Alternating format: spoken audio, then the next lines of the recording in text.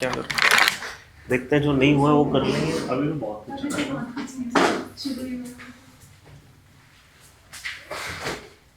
सी set क्या था उसका, फाइल का नाम सी सेट है। हाँ सी सेट।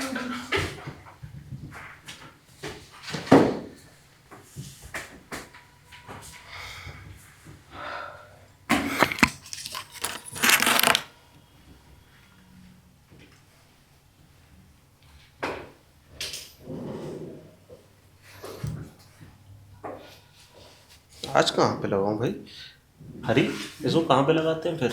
अगर स्वेटर पहन गया ऐसे ठीक है, वो ऐसे ही चिपका लो। चलो ठीक है, इसको यहाँ लगा लेते हैं।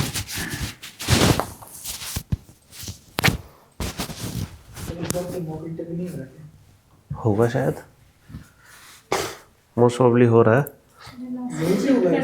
नहीं नहीं, यहाँ पर नहीं। नहीं, इस बार ज़्यादा हमारे पास क्लासेस हैं इसलिए। पिछली बार तो कुछ भी नहीं था। तो ये क्या है भाई, कहाँ पर आ गए थे हम? एवरेज कंप्लीट हो गया।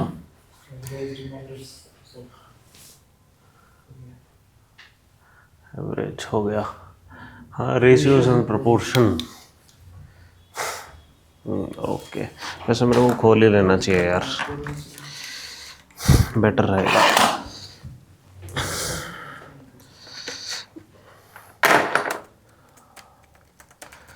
वैसे एवरेज हो गया तो रेशियोज एंड प्रोपोर्शन लगभग सारे जो भी आप मतलब कॉन्सेप्ट या लॉजिक्स लगा रहे हैं वो सब एक जैसे ही है रेशियोज एंड प्रोपोर्शन में।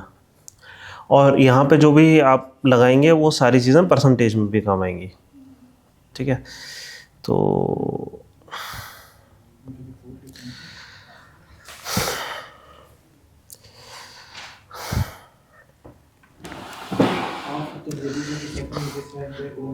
यहाँ पे मेरे को नहीं, ये वाला नहीं, 7वां सवाल करते हैं। क्या ये कुछ इंटरेस्टिंग है क्या?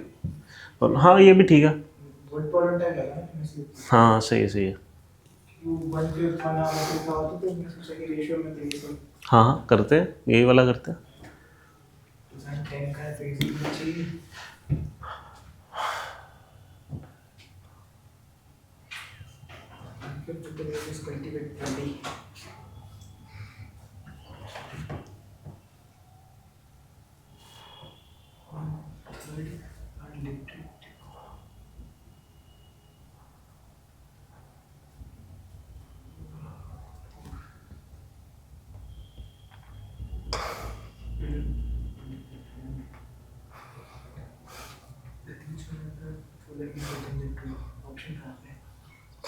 ये ना रीजनिंग का सवाल है इसकी जगह। हाँ, वेन डायग्राम है ये।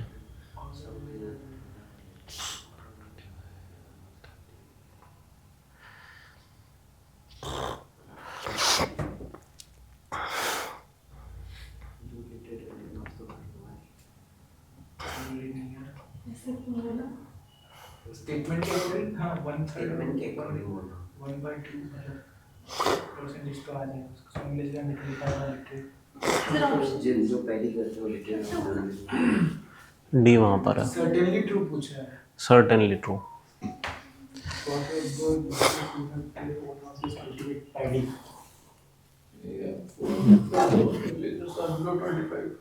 एज नंबर है।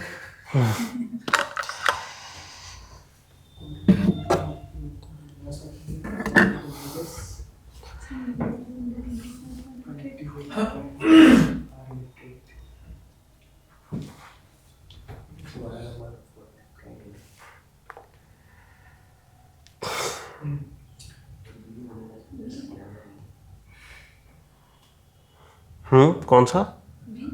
हाँ बी लग रहा है ना? बिना कुछ करे ही आना चाहिए। हाँ, ये यहाँ से मैंने गलती से यहाँ पे इसको वो कर दिया, क्या कहते हैं, क्लासीफाई। ये एक्चुअली रीजनिंग का होना चाहिए ये सवाल, है ना? सवाल क्या कह रहा है एक बार देखते हैं।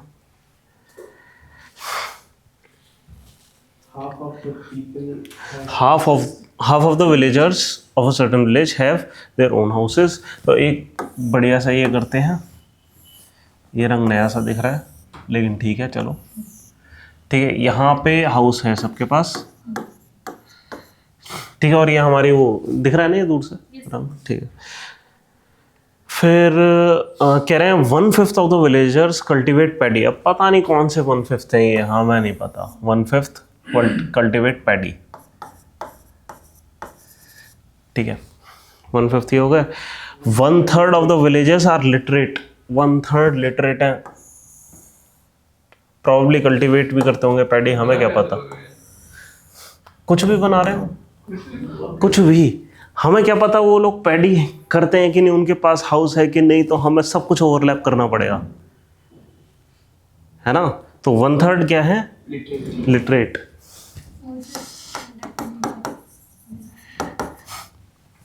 है ना। आपने कैसे बनाया था, नहीं बनाया था, और किसी ने बनाया था, वन डायग्राम टाइप का कुछ बनाया था, सर्कल्स, हाँ कैसे बनाया था दिखाओ एक बार। अच्छा दिमाग में, ओके ठीक है। बट आपने जो सर्कल्स नहीं आते क्या वेन डायग्राम की, कि some are table, some are हाँ। उसकी वजह से सर्कल बने। अच्छा, हाँ सही सही। और कह रहे हैं कि 4/5 of the villagers are below 25। 4/5 is मतलब बहुत छोटा सा होता है, ठीक है। 4/5 आर बिलो 25। अब क्या है कि यहाँ पे then which of the following is true, ठीक है। अभी 4/5 वाला ना फैक्ट यही लिख लेते हैं कि 4/5 बिलो 25 है, आर लेस देन 25, ठीक है, ठीक है। अब all villagers who have their own houses are literate. दिख नहीं रहा है ऐसा कुछ लॉजिकली, है ना। फिर some villages under 25 are literate. हो सकता है ये बिलो 25 वाला फैक्ट अभी हमने डाला नहीं है, ठीक है, बट होंगे। क्यों होंगे, ये क्या लिखा है, ये कितने हैं लिटरेट, 1/3, ठीक है। अगर खाली लिटरेट एंड बिलो 25 वालों का अलग से ही वेन डायग्राम में बनाऊं तो कुछ ना कुछ तो ओवरलैपिंग आएगी। मान लो यहाँ पे सारे लिटरेट हैं, लिटरेट कितने थे, 1/3, ठीक है। और बिलो 25 कितने थे, अगर मैं कह रहा हूँ सारे ज़्यादातर जो बिलो 25 वो लिटरेट है ही नहीं, अगर मैं उस साइड भी सब कुछ ले जाना चाहूँ तो भी 80% लिटरेट हैं, तो कुछ तो पक्का होंगे जो ये होगा, ओवरलैपिंग आएगी, है ना। ये रीजनिंग का सवाल हो गया, यहाँ पे मैंने गलती से यहाँ पे लिख लिया, बट ठीक है। बट आप समझ रहे हैं ना कि हम इसको कैसे रीजन आउट कर रहे हैं। तो विच मीन्स बी तो पक्का सही है, बाकी सब चेक करने की ज़रूरत नहीं है। बट इन केस अगर आप उसको वो भी कर देते, ठीक है, हम बाकी सबको वैसे भी एलिमिनेट कर सकते हैं। पहला तो एलिमिनेट हो गया। फिर quarter of villagers who have their own houses cultivate paddy. हमें कुछ नहीं पता कि क्या करेंगे, quarter of the villagers who have their own houses cultivate paddy, कि भाई ये जितने भी हैं इनमें से क्वार्टर कल्टीवेट कर ही रहे होंगे पैडी। हमें क्या पता पैडी वाले यहाँ एग्जिस्ट कर रहे हैं, यहाँ एग्जिस्ट कर रहे हैं, कहीं पे भी एग्जिस्ट कर सकते हैं इस लॉजिकल डायग्राम में, है ना। फिर half of the villagers who cultivate paddy are literate. Half of the villagers who cultivate paddy, अच्छा जो भी कल्टीवेट कर रहे हैं पैडी आर लिटरेट। हमें नहीं पता ये नीचे जा रहा है या ऊपर जा रहा है, हो सकता है सारे इलिटरेट हो सकता है सारे लिटरेट हो, हमें नहीं पता। नहीं, आप कुछ भी करके देखो, मतलब अच्छा आप वो करने की कोशिश नहीं, फिर भी पॉइंट ये है ना कि ये वाले जो लोग हैं एक नहीं, यहाँ पे साफ साफ नहीं दे रखा ना कि भाई ओवरलैपिंग कितनी है। अगर ये देखा होता कि इतने ओवरलैपिंग हैं तो बात थी, है ना। अगर ओवरलैपिंग नहीं पता लगा तो फिर ये पैडी वाले कहीं पे भी एग्जिस्ट कर सकते हैं। ये सारे लिटरेट भी हो सकते हैं, सारे इलिटरेट भी हो सकते हैं, सारे हाउस वाले भी हो सकते हैं, बिना हाउस के भी हो सकते हैं, है ना, कुछ भी हो सकता है। चलो ठीक है, ये वाला सवाल ऑल्दो इसके लिए था नहीं। हम ना 7वें सवाल पर आते हैं। कोई बात नहीं, ये भी एक कला है।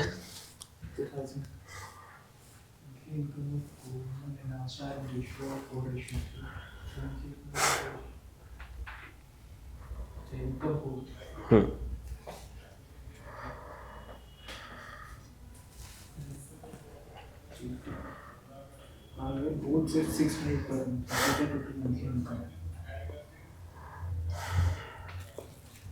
So मतलब दोनों की equal है? Income equal है? नहीं नहीं, ये थोड़ी बोला है। क्या बोला है? अच्छा total. हाँ, इनकम तो उन्होंने साफ साफ दे रखी ना 4:3 के प्रोपोर्शन में, वो तो इक्वल हो ही नहीं सकती। 600 तक से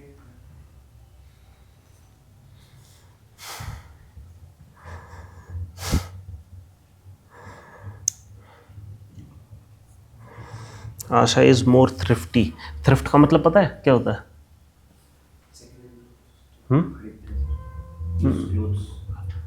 नहीं नहीं, थ्रिफ्ट का वैसा मतलब होता है सेव करना। पैराडॉक्स ऑफ थ्रिफ्ट सुना है? क्या होता है बताओ? सर क्या बोलते हैं, किसी उसमें जब डिजास्टर आता है हमारी एक टेंडेंसी होती है पैसा बचाने की, ना कि उसको Okay. खर्च करने की। हाँ, किसी भी केस में चाहे डिजास्टर हो ना हो, ठीक है, ये paradox of thrift John Maynard Keynes ने निकाला था। क्या कि अगर हर कोई सेव करना शुरू कर देगा और कंज्यूम करना बंद कर देगा तो उस केस में क्या होगा? इकोनॉमी कोलैप्स हो जाएगी। तो सबकी टोटल सेविंग और कम हो जाएंगी। तो मतलब जैसे रिसेशन आता है तो नोट खर्च करना चाहिए। नहीं, अब उन्होंने ये कहा था कि रिसेशन आएगा तो लोगों की जेब में पैसा ही नहीं है, वो तो और उल्टा बचाएंगे ही, हाँ, वो तो है ना, तो वो तो कुछ नहीं कर सकते। इसलिए जॉन मेनार्ड कीन्स कह रहा है फ्री इकोनॉमी फालतू की चीज़ है। जब कुछ भी बेकार हो तो सरकार खर्च करे, सरकार खुद थ्रिफ्टी ना हो जाए। विजिबल है। हाँ तो ये काम है। चलो इसको करो, ये हो गया। करना क्या नहीं समझ में नहीं। क्या बात कर रहे हो सही में? अरे इनकम तो हाँ, इनकम बतानी है, सही बात है। चीज करनी है, मतलब कैसे करनी है? अच्छा चलो एक हिंट देता हूँ, जब तुम्हें कुछ ना पता हो उसको एक्स या वाई कुछ अज्यूम कर लो। वो तो पड़ गया।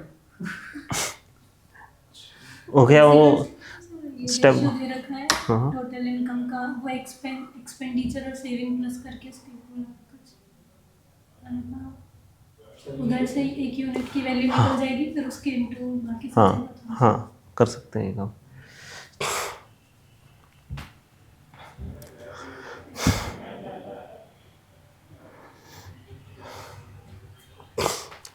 यहीं से इन्फ्लेशन पता लग रहा है यार। ये सवाल 2000 में आया और कोई भी ऑप्शन ऐसा लग ही नहीं रहा जो मंथली इनकम होनी चाहिए।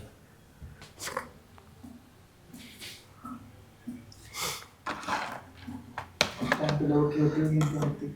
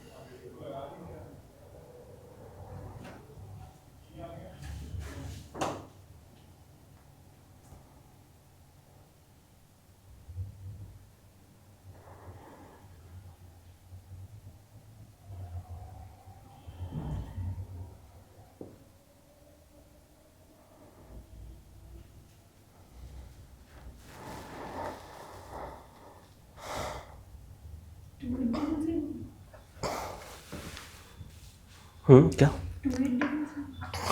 क्या ना? Option D. डी पता नहीं, देखते हैं। 7 टाइम्स टोटल मंथली इनकम मतलब दोनों की ऐड करके निकालना है। तब भी 20 इन्फ्लेशन वाकई में बढ़ गई है।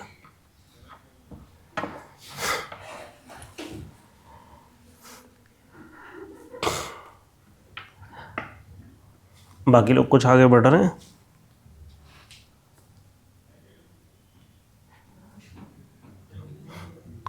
सोचो तो। सबसे इम्पोर्टेंट चीज़ पता है यहाँ क्या है कि आप रीज़न आउट कर पाओ, यहाँ लॉजिक लगा पाओ। अगर लॉजिक लग गया फिर कैलकुलेशन इतनी इंपॉर्टेंट चीज़ नहीं है, वो तो कभी ना कभी ठीक हो ही जाएगी। और लॉजिक अगर बार बार मैं बता रहा हूँ तो फिर वो प्रॉब्लम है।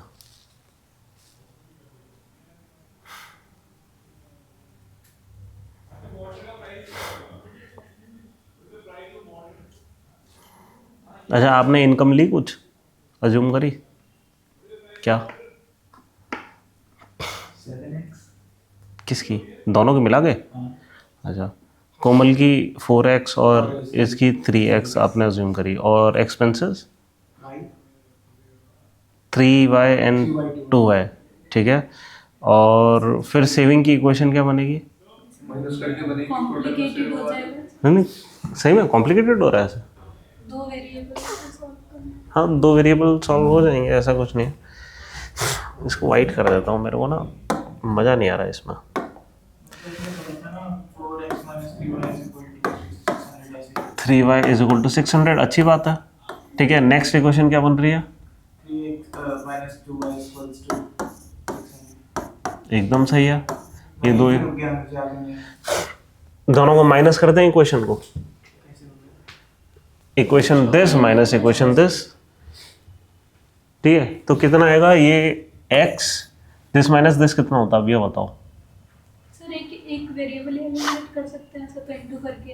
हाँ कर सकते हैं। मैं आपको ना ये जो ये 2 वेरिएबल वाली इक्वेशन है ना, इसका एक बढ़िया तरीका बता रहा हूँ। वैसे आप कर सकते हो, आप ये काम कर सकते हो कि यहाँ से मान लो x अलग कर दो, इसकी इक्वेशन उसमें पुट करो, ठीक है। मैं एक यहाँ पे एक एडिशनल ट्रिक लगा रहा हूँ, और ये आप तब कर पाएंगे, सिर्फ और सिर्फ तब कर पाएंगे ये एडिशनल ट्रिक जब एक एक का अंतर हो ना चीज़ों में, और दूसरी तरफ माइनस करने से सब कुछ ही एलिमिनेट हो रहा हो। एक मस्त रिलेशन निकल कर आएगा फिर,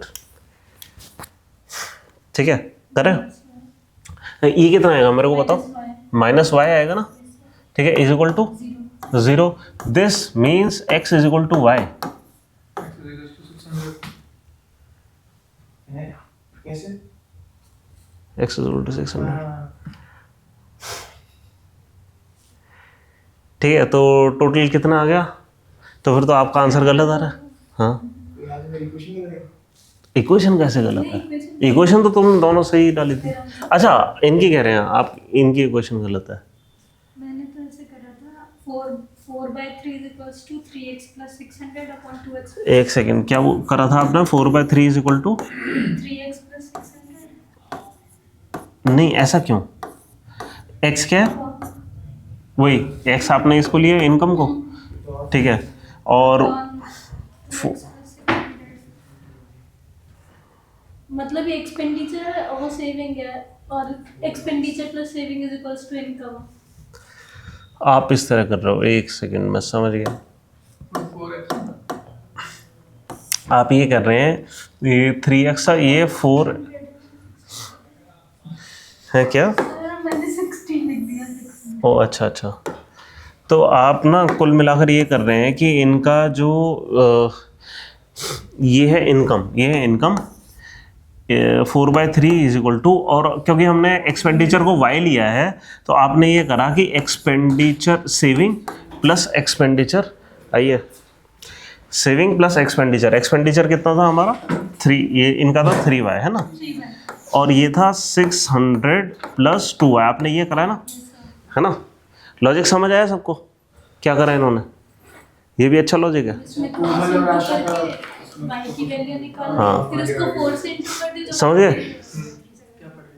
हम रेशियो प्रोपोर्शन समझ आया ना लॉजिक क्या है? कि ये इनकम का रेशियो है, इनकम 4/3 के रेशियो में थी।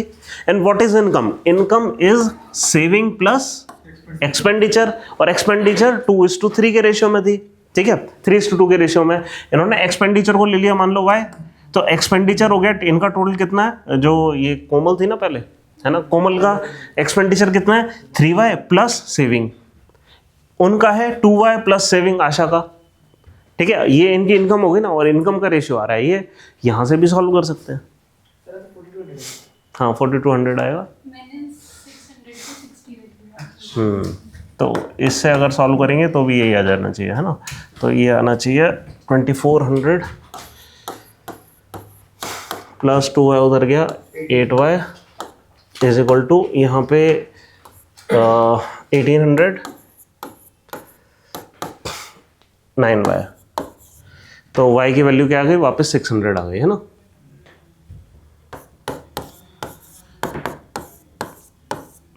ऐसे भी आ जाएगा। ठीक है, आप लॉजिक अगर मतलब इम्पेकेबल है, अगर गलत नहीं है लॉजिक तो कैसे भी कर लो आंसर सही आना चाहिए। फिर से आंसर इससे थोड़ा पहले रुक गए। हाँ मैं इक्वेशन बना रही पर मेरे को नहीं आ रहा। अच्छा, इसके आगे कैसे प्रोसीड करना है। हाँ तब नहीं आ अच्छा चलो, एक चीज़ मैं आपको एक कॉन्फिडेंस देता हूँ, अभी अलजेब्रा हमने स्टार्ट नहीं करा है, इसके जस्ट बाद हम अलजेब्रा स्टार्ट करेंगे कि जब भी आपके पास 2 इक्वेशन हो और 2 वेरिएबल हो, सॉल्व हो जाएगा। ठीक है, जितने नंबर ऑफ वेरिएबल्स हैं उतनी नंबर ऑफ इक्वेशंस की ज़रूरत होती है वहाँ। ठीक है, 10 इक्वेशन है तो वो 10 वेरिएबल हैं तो फिर 10 इक्वेशंस की ज़रूरत होगी। अगर आपके पास इक्वेशन है 4 और वेरिएबल है 5, नहीं हो सकता सॉल्व। ठीक है, उसको छोड़ के आगे बढ़ो। ठीक है, मतलब आपने कहीं लॉजिकल मिस्टेक करी होगी जिसकी वजह से वेरिएबल्स ज़्यादा बैठ रहे हैं, या किसी तरीके से अगर कोई और तरीका है कि कोई 1-2 एलिमिनेट हो रहे हो तो बात है, वरना नहीं है पॉसिबल। पर अगर आपके पास 2 इक्वेशन 2 वेरिएबल हैं तो हो जाएगा। ठीक है, अब तरीका ढूंढो करने का। ठीक है, 2 इक्वेशन 2 वेरिएबल सब मतलब वैसे आपको पता है कैसे सॉल्व करते हैं हम जनरली। अगर कुछ नहीं आता इसको मैं कहूँगा ब्रूट फोर्स मेथड। एक वाले को इक्वल बना देते हैं, कुछ मल्टीप्लाई करते हैं। हाँ, यहाँ से कहीं से x की वैल्यू निकाल लो, किसी एक इक्वेशन को पकड़ो और x एलिमिनेट एक साइड करके आइसोलेट करके y को पूरा दूसरी साइड ले जाओ, y और बाकी सारी टर्म को दूसरी साइड ले जाओ, है ना। कैसे, जैसे यहाँ पर आ जाएगा 3x is equal to 2y plus 600, है ना। मैंने y उस साइड ले गया, प्लस मेरे को x को कंप्लीटली आइसोलेट करना है। हाँ जी, ठीक है। अब इस x को वहां पे लगा दो। ठीक है, ये ब्रूट फोर्स मेथड है। यहां पे मैं तो ट्रिक लगा रहा हूं। यहां पे क्या है कि इन्होंने एक अच्छा लॉजिक लगाया कि ट्रिक भी लगाने की जरूरत नहीं पड़ी। ठीक है, अगर कुछ भी नहीं है, अगर ट्रिक भी नहीं है आपके पास, तो आप क्या करो, x को आइसोलेट करो, उसमें डाल दो x को। ठीक है, तो अब क्या आएगा, ये पूरी चीज y के टर्म्स में आ जाएगी और y, आप y के लिए इसको मतलब सॉल्व करोगे तो y की वैल्यू आ जाएगी। ठीक है, लेकिन बस प्रॉब्लम ये है कि थोड़ा सा डिफिकल्टी से आएगी। क्यों? क्योंकि आपको बहुत सारी चीज़ों को मल्टीप्लाई करना है, ब्रैकेट का ध्यान रखना है, और कहीं पे भी केयरलेस मिस्टेक हो सकती है उस केस में, है ना। हम ये सारा काम करके केयरलेस मिस्टेक्स को अवॉइड कर रहे हैं। खासकर इस वाले तरीके में तो केयरलेस मिस्टेक अपने आप अवॉइड हो रही है। हाँ, ठीक है, और कोई सवाल करते हैं?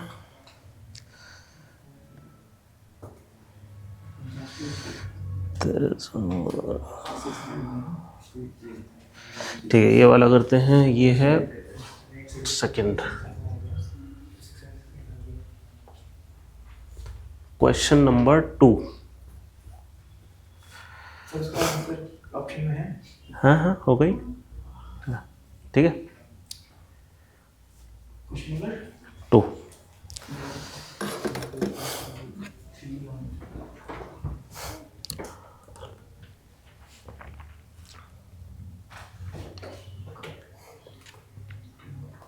अब यहाँ पे एक और ट्रिक है, पता है क्या? इस वाले में 2800 अगर आ जाता, अगर यहाँ पे खाली कोमल की इनकम पूछी होती, है ना, तो यहाँ एक लैंग्वेज में भी ट्रिक खेली है कि what is their total monthly income.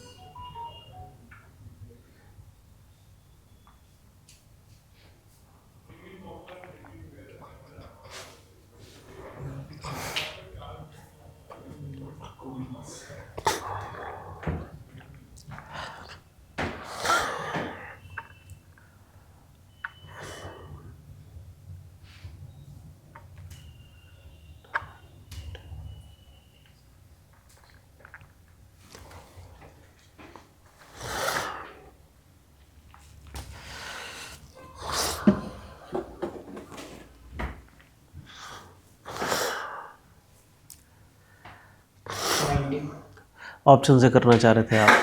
Good good.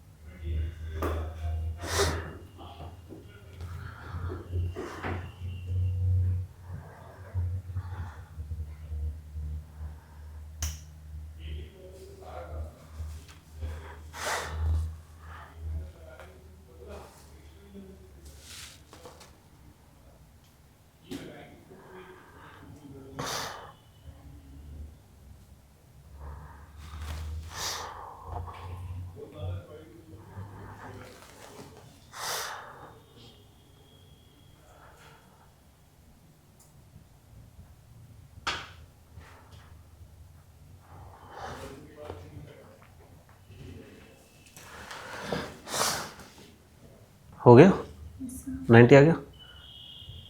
आपको क्यों नहीं आया? ओके वो तो ठीक है बट आना चाहिए ना। लॉजिक लगाओ, क्या कर रहे थे बताओ। हाँ हाँ और तुमने करना ही छोड़ दिया उसके बाद। मेरे को ये नहीं पता समझ आ रहा कि जब तुम्हारा 90 आ जाएगा असली एग्जाम में तुम मार्क कैसे कर पाओगे। तुम श्योर नहीं हो यार अभी तक। अच्छा ओके सही है। क्या कर रहे हैं? अच्छा आपने क्यों 90 करा चूज है? 1:2 से कैसे बताओ। मैंने उसको क्या बोलते डिवाइड करने का कोशिश किया। हाँ तो मेरे को वो क्या बोलते हैं 30:60 बना। 30:60 आ गया। और उससे पहले क्या था रेशियो? उसके पहले 1:3 था ना। हाँ। मैं उस पर देख रही हूँ क्योंकि टोटल पूछ सकते तो मैं ऐसे फिर 60 क्यों नहीं आया? मैं 60 को भी प्लस करके देखा। हाँ कैसे? फिर वो +10 वाला ऐड नहीं हो रहा था ना। हाँ तो वही तो मैं कह रहा हूँ। तो अगर आपने ये लॉजिक लगा लिया है तो आप ये बता सकते हैं अब 90 चलो आंसर है मान लिया। पहले क्या था फिर? पहले रेशियो क्या रहा होगा? कितने गोल्ड कॉइन थे कितने नॉन गोल्ड पता होना चाहिए। अब तो कर सकते हो ना अब 90 अगर आंसर पता है। 10 माइनस करो 80। गोल्ड के कितने हो गए? 1:3। हाँ गोल्ड के कितने हो गए? 20 60 1:3। दिमाग सीधा नहीं चलता। समझ गए? आ गया ना सबको समझ है ना। मतलब इस तरीके से लॉजिक से मतलब ऑप्शन से कर सकते हैं सवाल। ये one of the rare situation है जहां यूपीएससी ने ये लूप होल छोड़ दिया कि ऑप्शन से हो पा रहा है। वैसे हाँ नहीं ये तो अच्छा ही है। कभी कभी क्या होता है मतलब लगभग 20% ऑफ द केसेस में फिर भी यूपीएससी ये गलती कर देती है कि ऑप्शन से हो पा रहे होते हैं। ठीक है तो आप ट्राई कर सकते हो ऐसा करके। बट अगर हम इसको इक्वेशन से ही करें, रेशियो प्रोपोर्शन में काफ़ी कुछ इक्वेशन का ही महत्व होता है हमेशा ही। वैसे तो क्या कि हमें ये दिया था कि गोल्ड प्लस नॉन गोल्ड है ना। गोल्ड प्लस नहीं बोलना चाहिए हमें। Gold is to non gold कितना था रेशियो?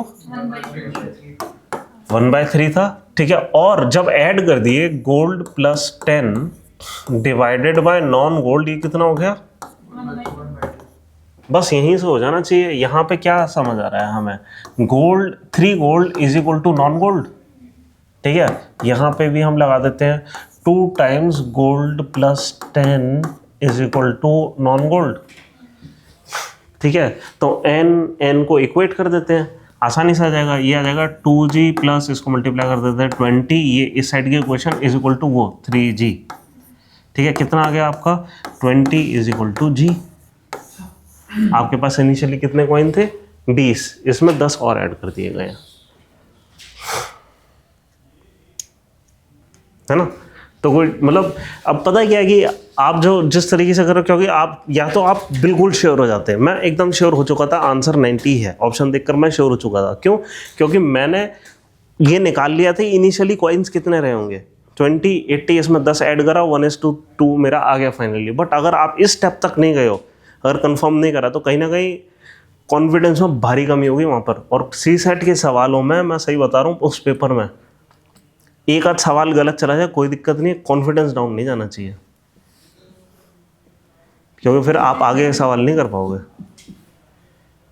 ठीक है, क्योंकि एक आध सवाल थोड़ी करना है, हमें तो सारे करने हैं। ठीक है ना। तो या तो आप मेथड के हिसाब से चलो, ठीक है, एक्चुअली इक्वेशन बनाओ, ठीक है, लॉजिकल, और उसको सॉल्व कर दो। मैथमेटिक्स पता क्या है, मैथमेटिक्स प्रॉक्सी है लॉजिक का। या तो आप लॉजिक से कर लो, वरना क्या है, एक बार लॉजिक लगाओ और उसके बाद लॉजिक को भूल जाओ, मैथमेटिक्स के रूल फॉलो करो, आंसर आ जाएगा। उसके बाद लॉजिक को भूल भी जाओगे ना तो भी मैथमेटिक्स अपने आप सारा लॉजिक संभाल लेता है ना। तो इससे 100% कॉन्फिडेंस आपको आ जाना चाहिए। ठीक है, और नहीं आ रहा तो फिर आप पूरा उस एक्सरसाइज को पूरा करो, बीच में नहीं छोड़ना। ठीक है, हम वापस आते हैं। एक मेरे को ये सवाल बहुत अच्छा लग रहा था,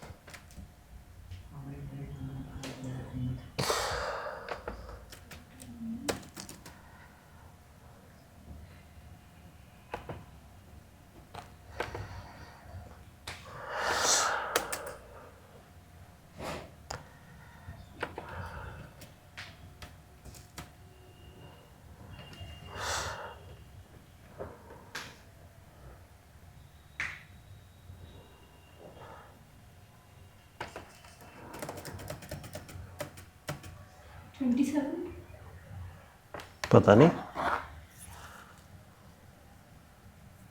टोटल वुमेन 36 आई है, 9 उसमें है। ओके,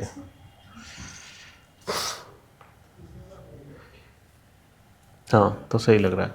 तो ये भी ऑप्शन देखकर हो जाना चाहिए, है ना। हो पा रहा है ना। 36 थे तो मेल कितने होंगे 72, 2:3 हो गया। ठीक है, वो 1 कितना था 2/3 ऑफ देम आर मेन और रेस्ट आर ये है 2/3 1/3 है ना, 1:2 का हो गया, उसके डबल होने चाहिए, राइट। तो ये चीज़ हो गया 36 में ये बैटर है। ठीक है, ओके। वो कह रहे हैं कि all members are married except 9 women members, है ना। तो 9 जो है वो मैरिड नहीं होंगे, तो आप वो निकाल लो और आपको पता लग जाएगा, सिंपल। हाँ, यहाँ पे एक प्रॉब्लमेटिक है, सेंटेंस में प्रॉब्लम है। हाँ, एक और चीज़ है कि हमें नहीं पता कि थोड़ी आपस में मतलब क्लब में जो है वो लोग है ना, बाहर भी हाँ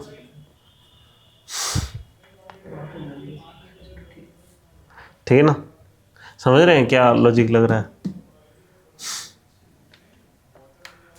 ठीक है, और मैं इसमें ना एक ये वाला सवाल भी करना, ये वाला नहीं, ये वाला, बट ये अभी नहीं करेंगे, अभी सीरीज करेंगे, उसके बाद इसको करेंगे। ठीक है, ये इंटरेस्टिंग सवाल है।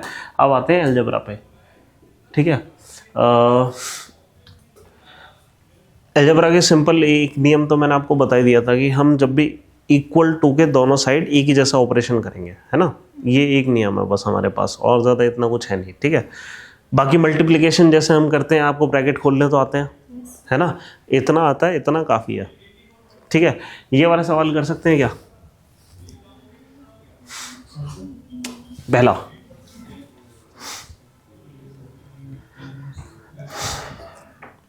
अलजेब्रा के किसी सवाल को देख के सबसे पहली चीज डरना नहीं है, ठीक है। सारे सवाल आसान है, अज्यूम करके चलो।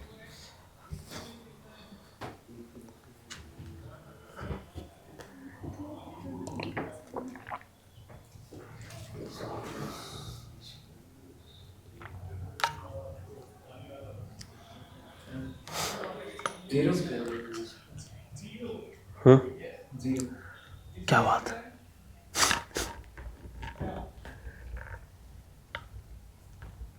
लॉजिक बताओ। नेगेटिव से मल्टीप्लाई चल रहा है 0। तुमने ऐसा तो नहीं है पीवाईक्यू देख रखे हैं पहले से? हाँ भाई, मैं 100% श्योर हूँ तुमने कहीं पहले से देखा है, पक्का? हाँ, सोचो कैसे।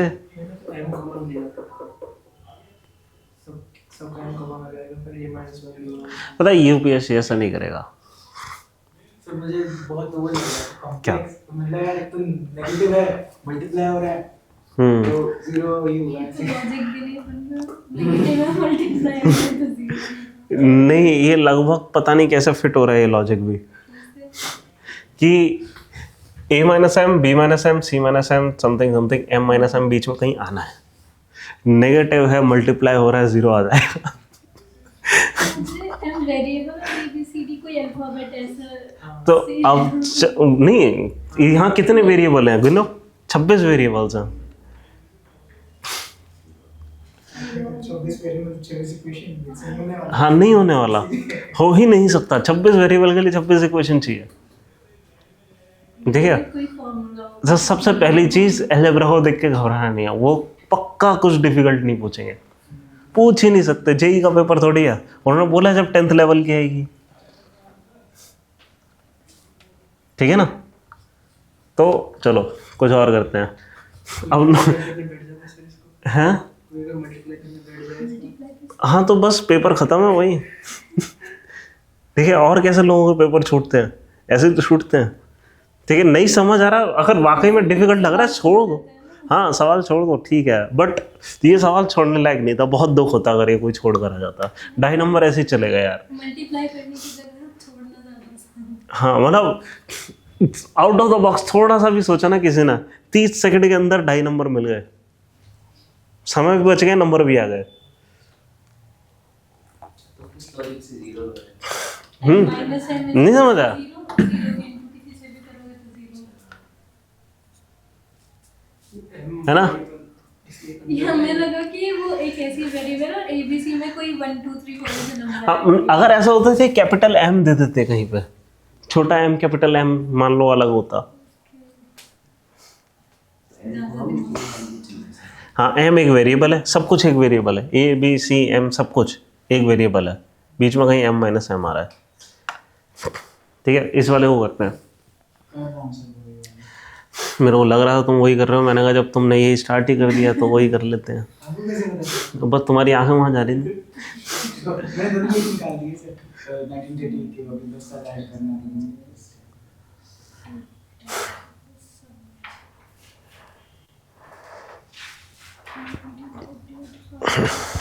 42 14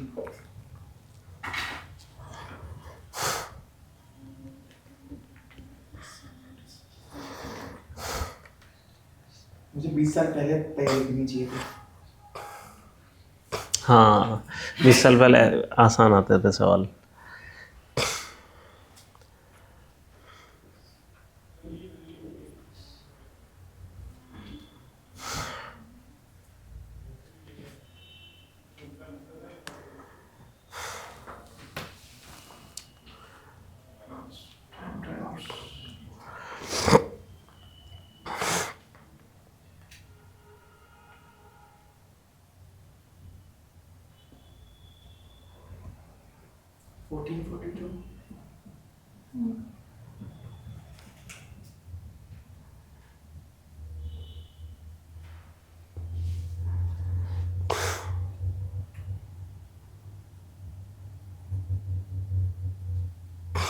ठीक है, आ गया।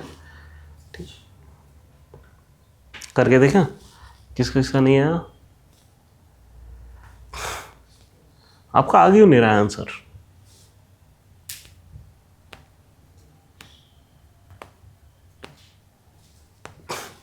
बारहवीं तक किस किस के पास मैथ थी? आप दोनों के पास नहीं है? चलो ये तो इंट्यूशन से कर लेगा। अच्छा अच्छा, पक्का बताओ क्या आएगा, कैसे करेंगे? एक मिनट रुको, क्या 1930 लेते हैं? 1930 में हाँ x is equal to 8y, यहाँ पे मतलब x हैं आपके फादर और ये है सन, ठीक है। फिर 1938 में x plus 8 is equal to 10y and what is y? Son's age in 1930, है ना। और ये हम कह रहे हैं कि 8 साल आ गया है, बिल्कुल। सर फिर क्या है कि मैंने x प्लस 8 वाले इक्वेशन में x इक्वल्स 8y डाल दिया। हाँ ठीक है, सिंपल 8y प्लस 8 इक्वल्स 10 है ना। 2y equals 8 equals y equals 4। हाँ y इज इक्वल टू 4। 1940 का पूछा था, 1930 का निकला हुआ तो 10 एडिस। फादर 32 हो जाएगा। कैसा सही है ना, समझ आ गया? आप क्या कर रहे थे? प्लस 8 डाल दिया मैंने y में। y में प्लस 8 डाल दिया यहाँ पे ना। मैं इसलिए बोला कि y है क्या, याद रखो क्या, y is son's age in 1930। इस सवाल में सब कुछ आसान है, सिर्फ एक वर्ड प्ले है छोटा सा, क्या कि ये बोला है कि father's age become 10 times that of son's age in 1930। ज्यादातर सवाल यहीं पे एंड हो जाते हैं, है ना। बस यहाँ पे इतनी छोटी सी ट्रिक है, बाकी सब एकदम नॉर्मल है, ज़्यादा कुछ है नहीं, ठीक है। तो ये जितनी भी है ये सब है लीनियर इक्वेशन, ज़्यादातर हो जाने चाहिए आपसे, ठीक है। हम क्वाड्रेटिक पे भी आएंगे थोड़ी देर में। और रेड बॉल यहाँ क्यों डाल दिया मैंने?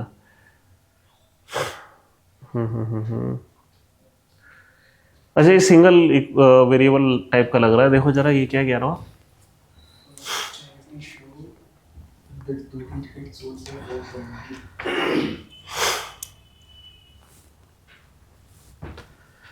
Investigators hold the rate of each file. First ticket match.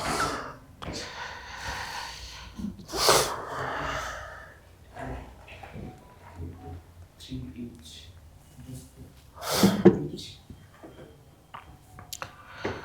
सही दिक्कत है क्या ये क्या कहते हैं, ये जो 1/3 जो है सेकंड स्टेटमेंट में, ये हाँ। बचे हुए में से या टोटल 1/3 है? जो यही सवाल आपको हाफ में भी पूछना चाहिए था, बट ये शायद टोटल में से ही जा रहा है, ठीक है, वरना ऑफ द रिमेनिंग बताया जाता, ठीक है। बट पेपर में मैं नहीं हूँगा ये बताने के लिए।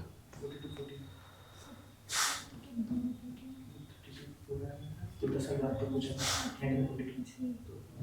प्लस कर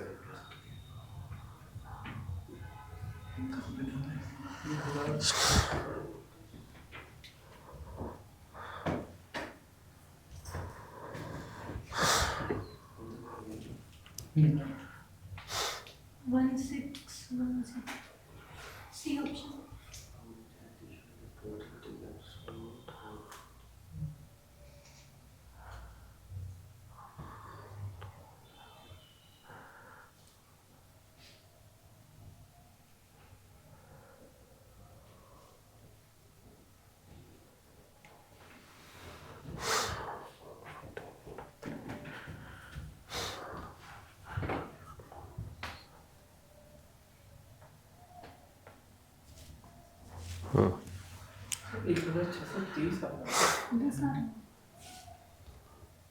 देखो देखो, जब ऑप्शन में नहीं है तो फिर से चेक करो। और ये 420 और 150.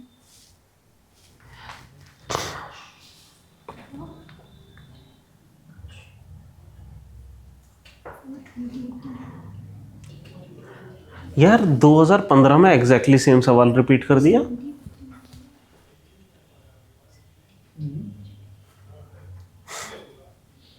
यूपीएससी रिपीट कर रहा है।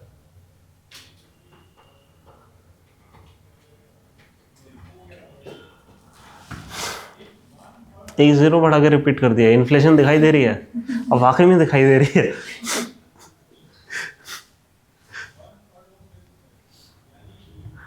वो कौन से ईयर में था? 2002 या 3 में था ना? कौन से सर?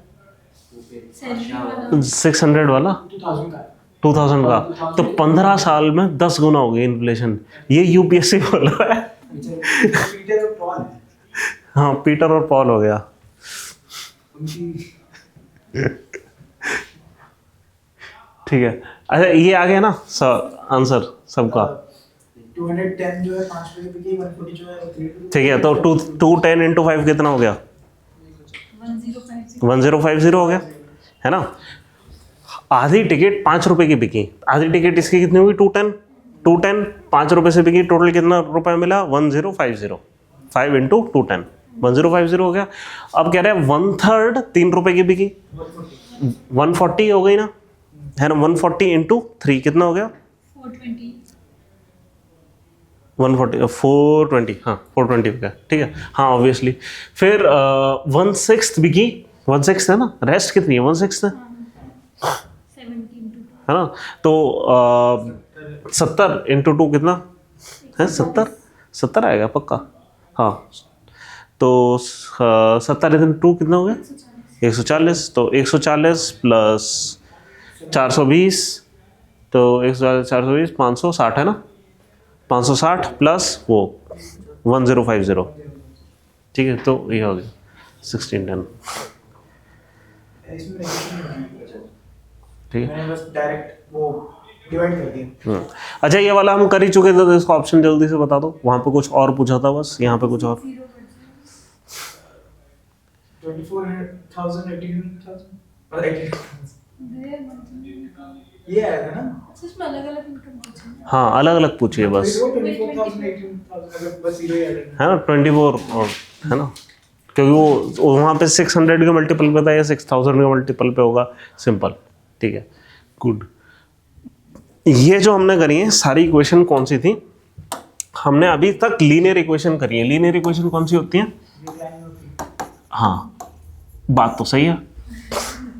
मतलब मैं तो ऐसे ही पढ़ी थी। हाँ, एकदम सही है। लीनियर इक्वेशन होती है जो एक लाइन में होती है। ठीक है, जैसे अब लीनियर इक्वेशन 1 वेरिएबल में भी हो सकते हैं, 2 वेरिएबल में। जैसे 1 वेरिएबल की इक्वेशन हो गई, जैसे हम ये कर रहे थे अभी, जो हमने सवाल करा वो क्या था कि 420 का हाफ, है ना, इनटू हमने कुछ समथिंग करा और फिर ऐसे करके, या ठीक है यार मैं ये नहीं कर रहा, एक ऐसे सिंपल एग्जांपल ले लेता हूँ कि x plus 24 is equal to 10। ये एक लीनियर इक्वेशन ही है, बट ये 1 वेरिएबल में है। ठीक है, इसका आंसर निकालना बहुत आसान है। ठीक है, अब एक और जो हमने करी वो करी हमने इस टाइप की, x plus Y is equal to 10, x minus Y is equal to 20। इस टाइप की कोई इक्वेशन मान लो हमने कर ली, है ना, कि जैसे फादर और सन वाली एज की प्रॉब्लम्स हो गई, तो ये भी लीनियर इक्वेशन हो गई। ठीक है, फिर इसके बाद आती है क्वाड्रेटिक इक्वेशन। क्वाड्रेटिक कौन सी होती है?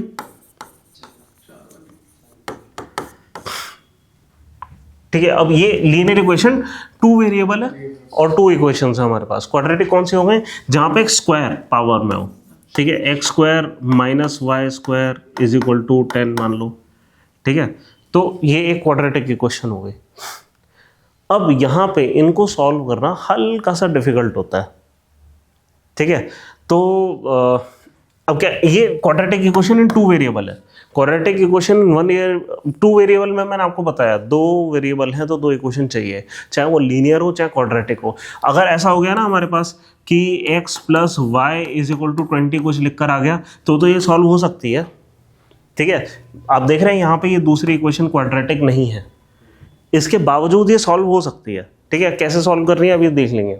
ठीक है, but point is 2 equation 2 variable है, सॉल्व हो सकते हैं चाहे क्वाड्रेटिक हो ना हो। ठीक है, डजंट मैटर। ठीक है, ये है 2 वेरिएबल। 1 वेरिएबल की भी हो सकती है हमारे पास क्वाड्रेटिक इक्वेशन। कैसे? जैसे X square plus 2x minus 1 is equal to 0। ठीक है, इन इक्वेशन को भी सॉल्व करा जा सकता है। अब ये जैसे है ना single linear equation in 1 variable, जैसे ये आसान होती है, इनको भी सॉल्व करना आसान काम होता है। पता है कैसे सॉल्व करते हैं quadratic equation in one variable? हाँ, फैक्टराइजेशन। ठीक है, दो तरीके होते हैं, या तो यहाँ पे भी वही है, या तो हम किसी तरीके से मिडिल टर्म को स्प्लिट करते हैं ऐसे कि फैक्टराइजेशन हो जाए, या फिर किसी तरीके से हमें ब्रूट फोर्स मेथड लगाना है। ठीक है, ब्रूट फोर्स मतलब कुछ फॉर्मूला लगा देंगे और हो जाएगा, चाहे कुछ भी हो जाए। ठीक है, तो सबसे पहला काम अभी हम ये करते हैं, वन वेरिएबल की क्वाड्रेटिक इक्वेशन लेते हैं एक। ठीक है, और देखते हैं कि यहाँ पे क्या हो रहा है।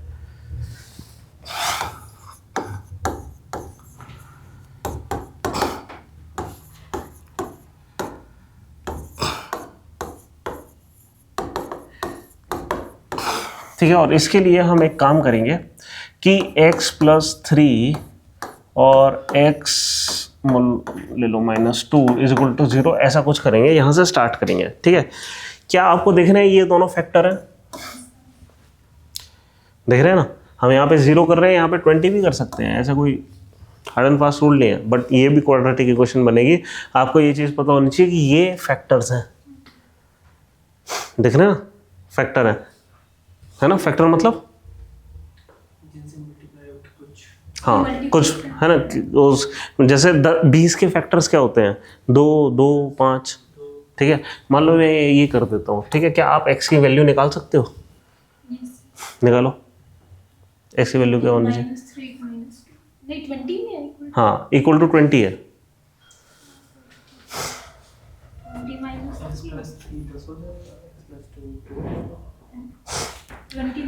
एक चीज याद रखो, ये एक नंबर है, ये एक नंबर है। दो पॉसिबल वैल्यूज आएंगे ना सर इसके तो? आने दो, कोई दिक्कत नहीं है, कुछ तो बताओ। 17 और 18 आप समझ नहीं रहे इस बात को। मैंने वहां पे 0 हटा दिया, अभी ये 20 है ना। अभी भी आप इस तरीके से कैलकुलेशन कर रहे हैं जैसे ये 0 है। तो इसके 20 x 1 या फिर 8 हो सकता है। अगर 1 डालेंगे तो ये हो गया 4, और यहाँ 1 डालेंगे कितना आ गया? तो 4 × 3, तो क्या होना चाहिए x? अरे नहीं, बैठ नहीं रहा ना फिर। This side is 12, this size is 20. LHS is not equal to RHS, which means your assumption was wrong. 7 0 डालो, 3 yes yes करो।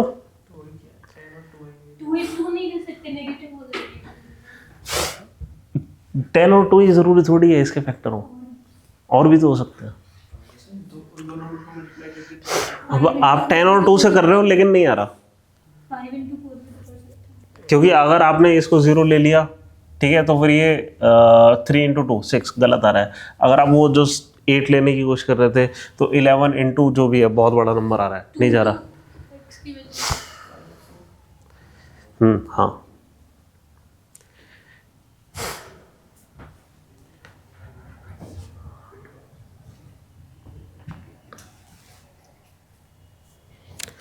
ठीक है, आ गई x की वैल्यू। 2 ले लेते हैं, है ना। तो x की वैल्यू अगर 2 लेंगे तो ये कितना आएगा? 5, और ये इसको 5 × 4 = 20। समझ रहे हैं, ये सिंपली फैक्टर्स हैं। अब क्या है कि कभी कभी हम क्या करते हैं कि ये ना करने की जगह, जैसे मैंने अभी लिया था x+3 और x - 2 = 0 लेते हैं, तो लोग क्या करते हैं, इसका बढ़िया फैक्टर निकाल लेते हैं। आइदर दिस इज 0 और this is 0, therefore this is 0। Factor है ना। देयरफॉर x की वैल्यू इज आइदर 2, क्योंकि है ना, यहां से x की वैल्यू या तो 2 डाल सकते हैं, और x की वैल्यू क्या हो सकती है? -3। The complete logic is this. क्यों होता है ऐसा? समझ रहे हैं? 2 आंसर क्यों आते हैं? इस वजह से, क्योंकि ये फैक्टर है ना। अगर हम x की वैल्यू -3 डालेंगे तो ये आ जाएगा -5 × 0। अगर 2 डालेंगे तो आ जाएगा 5 × 0। दोनों ही चीजें क्या हैं? 0। ठीक है, इस तरीके से हमें मिलता है। ठीक है, अब ये तो तब है जब आपने फैक्टर बने हुए हैं, बने बनाए हैं। अगर फैक्टर बने बनाए नहीं है तो, अगर ये इक्वेशन खुली हुई है तो सर आपने ऊपर वाला आंसर कैसे निकाला इसका? ये हमने अज्यूम करा कि इसके कुछ फैक्टर्स बनाने की कोशिश करते हैं। जैसे 20 कैसे आएगा, या तो 2 × 10 से आएगा या 4 × 5 से आएगा, ठीक है। एक्चुअली और कोई तरीका नहीं है, या फिर 1 × 20 से आएगा। और ये नंबर बड़ा होगा। हाँ, तो भी हम ऐसे करेंगे, उसके फैक्टर करने की कोशिश करेंगे। ट्रिक है, कुछ वो नहीं है ये, है ना। मतलब हम क्या कर रहे हैं, एलिमिनेट कर रहे हैं सारी पॉसिबिलिटीज को। ये पॉसिबिलिटी एलिमिनेट कर दी, ये कर दी, इसको ट्राई करा, ये ठीक बैठ गई,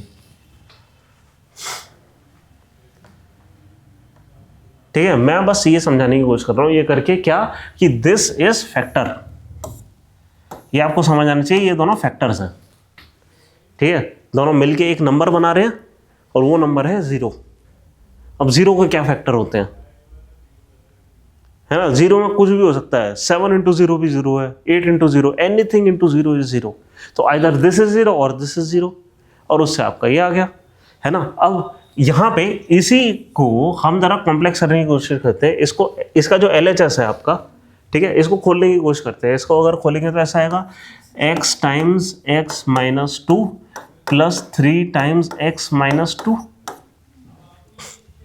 ये आएगा, ठीक है। ये क्या आ गया, x² - 2x + 3x - 6, ये आ गया x² + x - 6। अगर किसी ने, और ये = 0 था सब, अगर आपको किसी ने ये इक्वेशन दी है और इसको सॉल्व करना है, तो आपको करना क्या पड़ेगा। अगर वाकई में इसको सॉल्व करना है तो आपको इसको फैक्टराइज करके इस तरीके से 2 फैक्टर्स में लाना पड़ेगा, तभी आप कह पाएंगे या तो ये 0 या ये 0, और उससे आपको 2 वैल्यूज मिल जाएंगी। वरना आप हिट एंड ट्रायल से x की कई वैल्यूज डालने की कोशिश करेंगे, ठीक है, और तुक्का लग गया तो ठीक है, वरना नहीं आएगा आंसर, ठीक है। तो एक तरीका तो ये होता है कि आप इसको फैक्टराइज कर लें, ठीक है। अदरवाइज मैं एक क्वाड्रेटिक इक्वेशन को फॉर्मूला बताऊंगा, उसमें तो लग ही जाता है। हाँ, तो अब हम इसका मिडिल टर्म को स्प्लिट करेंगे, ठीक है।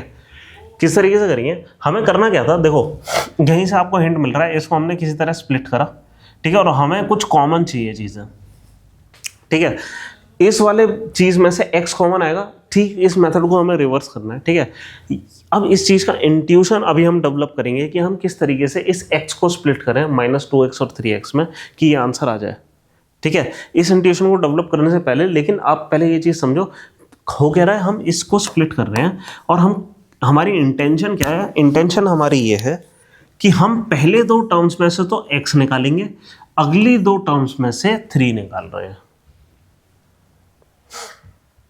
ठीक है। हमारी इंटेंशन है ये। तो हम क्या करेंगे, अब एक चीज़ ध्यान रखो, यहाँ पे ये 6 देख रहे हैं, -6 है ना। जब इन दोनों को मल्टीप्लाई करेंगे तो आपका -6 आ रहा है ना। हम कुछ ऐसा करने की कोशिश कर रहे हैं कि ये जो बीच का मल्टीप्लिकेशन है ना, वो ये वाली चीज़ बन जाए, है ना। अगर ऐसा हो गया तो हम ये काम कर पाएंगे, ठीक है। अब इसका और कोई दूसरा एग्जांपल लेने की कोशिश करते हैं, ठीक है। ये तो ठीक है, ऑब्वियसली ये हमें पता लग गया कि ये कैसे स्प्लिट करना है, ठीक है। चलो लेते हैं कोई एग्जांपल, कोई नया एग्जांपल लेते हैं। जैसे x² + 2x + 1 = 0। यार चलो यार, तो आसानी हो गया कुछ ज़्यादा ही, ठीक है। इसको स्प्लिट कर सकते हो आप, कैसे करेंगे स्प्लिट, पहली और लास्ट टर्म को मल्टीप्लाई करते हैं। हाँ वो करते हैं, x + x, क्या आपको दिख रहा है। हम क्या करने की कोशिश कर रहे हैं, अगर इसको ये कर दिया x² + x + x + 1 = 0, तो यहाँ पे x कॉमन आ जाएगा,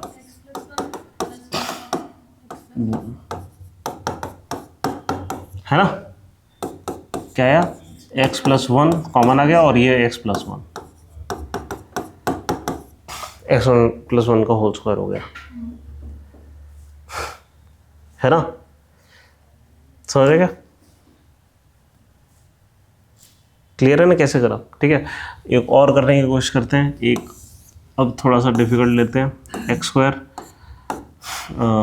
प्लस 7x और लेते हैं प्लस 10 इज इक्वल टू 0। ठीक है, 5x plus 2x। 5 plus 2। समझ आ रहा है? हमने क्या ट्रिक करी है यहाँ पर, इसको कुछ इस तरीके से स्प्लिट करा है कि मल्टीप्लाई होने पे ये आए। ठीक है, अब करके देखते हैं, और क्या अगर ये ट्रिक काम कर रही है तो हम कंप्लीट फैक्टर बना पाएंगे। ठीक है, करके देख लेते हैं। तो इसको करेंगे x square plus 5x plus 2x plus कितना था 10 इज इक्वल टू 0 था। अब यहाँ से हमारी पहला इंटेंशन क्या है, x को अलग करना है, x प्लस 5x प्लस यहाँ से 2 को अलग करना है, हाँ plus 5 plus 2 times x plus 5 is equal to 0। अब यहाँ पे x प्लस 5 हमने कॉमन निकाल लिया दोनों टर्म्स में से और x प्लस 2 बचा। ठीक है, तो आइदर x इज -2 और x इज -5।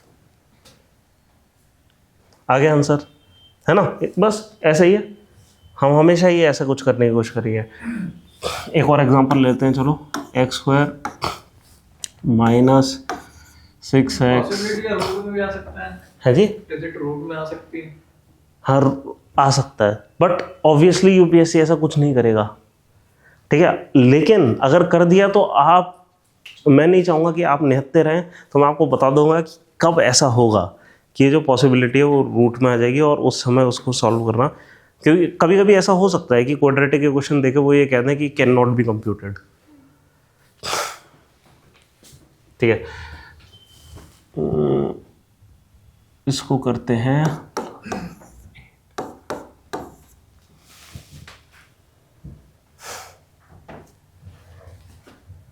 4 plus 2 plus 2 हाँ plus 2 -4 -2। नहीं मैंने माइनस तो बड़ा आंसर है फिर तो 4 plus 2x समझ रहे हैं क्या करा, 4 करके 4 और 2 सिंपल है ना, बट यहाँ पे हमने माइनस कर दिया क्या कि x square minus 2x minus 4x plus 8। ठीक है, अब यहाँ पे x कॉमन निकाला तो x माइनस 2 और फिर यहाँ पे -4 कॉमन निकाल लेता हूँ मैं, x माइनस 2 आएगा, माइनस माइनस प्लस होता है। ठीक है ना, कोई दिक्कत नहीं है, इज इक्वल टू 0। अब x माइनस 2 कॉमन निकाल लेते हैं, तो either x is equal to 2 और x is equal to 4। Simple है। अब यहाँ पे तो चलो ये है, अब एक चीज़ ऐसा करते हैं, इसको भी माइनस में डालते हैं। ठीक है, 4 ही कंडीशन होती है, या तो दोनों प्लस में आएंगे, या एक प्लस एक माइनस में, या दोनों माइनस में, ये 3 ही कंडीशन हो गई एक्चुअली। ठीक है, तो ऐसा करने की कोशिश करते हैं। अगर मैं इसको ये कर दूँ, इसकी जगह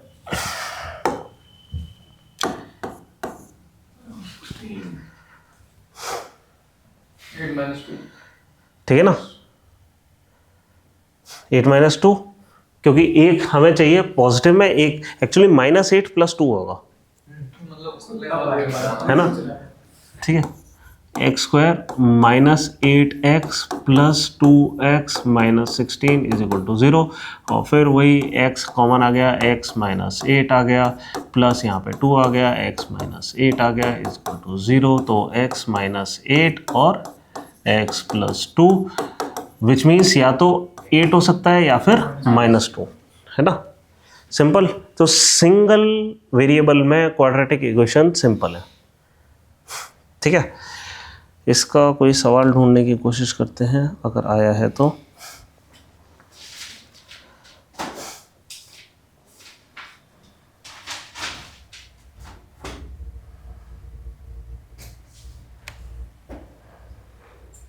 अच्छा चलो, एक तो ये हो गया, ये तो चलो सिंगल इक्वेशन सिंगल वेरिएबल में हो गया। इसमें एक चीज़ और हमें करनी है। अब डबल वेरिएबल में ना कुछ हमारे पास एडिशनल फार्मूलाज हैं, ठीक है, करने के लिए। जैसे X square minus Y square, ये फार्मूला बहुत इंपॉर्टेंट है। ठीक है, अगर कोई भी चीज़ आ रही है, मान लो यहाँ 7 आ रहा है, कुछ भी आ रहा है, कैसा भी आ रहा है, आप एक काम कर सकते हैं इसको, क्या कि हैं जी?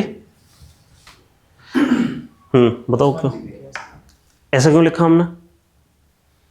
जो मल्टीप्लिकेशन वाले प्लस बी माइनस बी होता हाँ, वो तो minus X Y plus X इसको खोलते हैं, x को कॉमन लेते हैं, x minus Y plus Y X minus Y, सही है?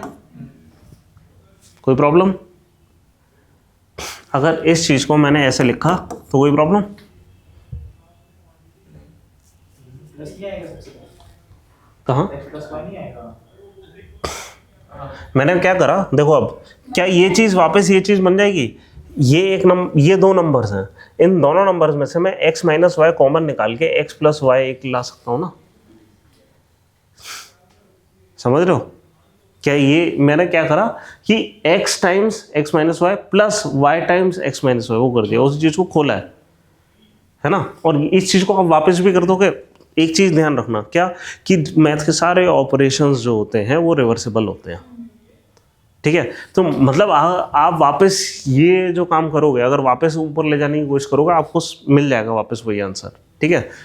ठीक है, अब इसको भी मैं खोल दूं तो x square minus X Y plus ये क्या X Y minus Y square, और ये से ये कट गया तो क्या आ गया X square minus Y square, ठीक है? ये क्यों हो रहा है? सिर्फ और सिर्फ इसलिए क्योंकि ये चीज कट रही है, ठीक है? और ये सिर्फ और सिर्फ इसलिए हो रहा है क्योंकि दोनों तरफ जो दो वेरिएबल्स हैं दोनों फैक्टर्स के अंदर सेम है, एक बार प्लस में है एक बार माइनस में है, सिर्फ इसलिए ऐसा हो पा रहा है, ठीक है? तो ये एक आइडेंटिटी है, X square minus Y square is equal to X plus Y X minus Y. बाकी दो आइडेंटिटी आपको पता ही होंगी, एक्स प्लस वाई का होल स्क्वायर कितना होता है? 2xy, है ना? ऐसे x माइनस वाई का होल स्क्वायर कितना होता है? माइनस 2x, है ना? ये चीज़ें हमें पता है। तो अब ज़्यादातर चीज़ें हो जाएंगी हमारी, ठीक है? करने की कोशिश करते हैं। एक है सवाल नंबर 2,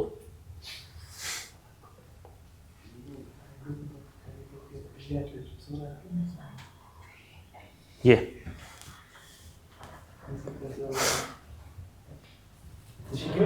2।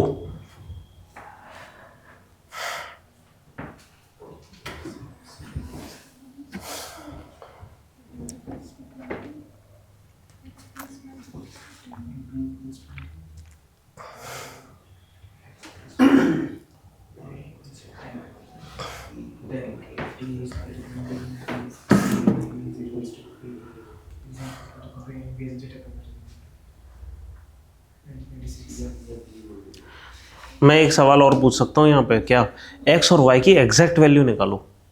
क्या आप ये कर सकते हो? मैं वही सोच रहा हूँ।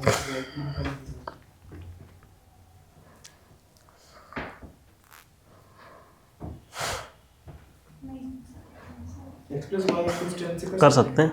सर जो x plus y equals 10 से कर सकते सर वो तो इज इक्वल्स टू a है ना, उसमें इक्वल टू कोई वैल्यू थोड़ी दी है। a is equal to a, b is equal to a, अच्छा हाँ ओके, हाँ ठीक है ठीक है।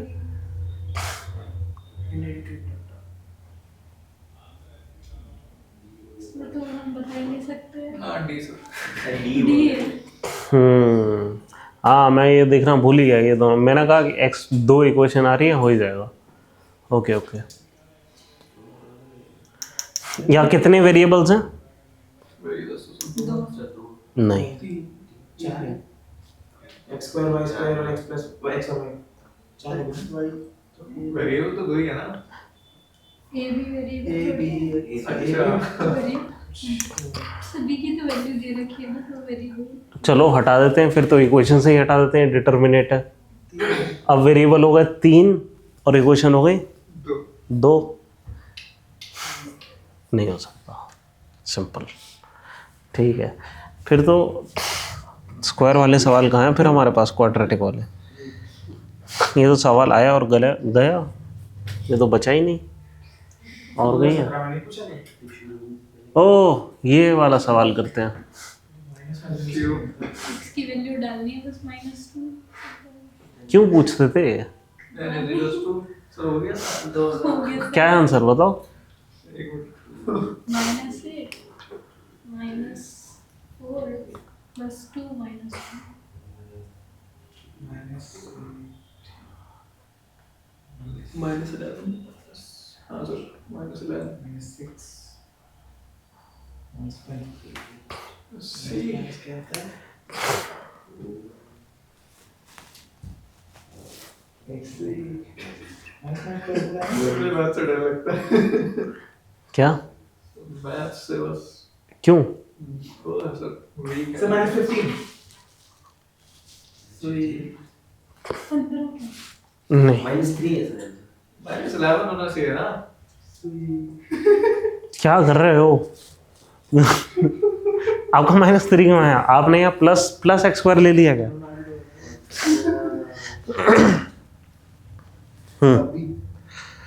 प्लस ये कितना है? -8। 3 बार माइनस आ गया, यहाँ 2 बार माइनस है, बट यहाँ पहले से भी एक माइनस है। -4 plus 2 ठीक है, तो -12 हो गया, -12 प्लस 2। किसी बच्चे ने थोड़ा सा क्या है ये एक minus यहाँ पे माइनस वाली तो यूपीएससी वालों ने गलत नहीं करा ये सवाल पूछ के। वो कह रहे हैं कि तुम प्लस माइनस कर पा रहे हो। ठीक है, अब ये वाला बताओ 6th। minus 12 अच्छा x की power 4 minus 5 x square minus 1 x के लिए प्लस ये ऑप्शन में +4 फिर +2 लिखा होगा ठीक है ओ नंबर है। अच्छा ये गलत हो गया, +4 +3 है, ये गलत ऑप्शन में गलत लिखा है यहाँ पे। हाँ ये नॉर्मल है, ठीक है, उसको ठीक करते हैं। कुछ नहीं, वो +4 +3 ये और रखा है, बीच में कॉमा ना रखा है फालतू का।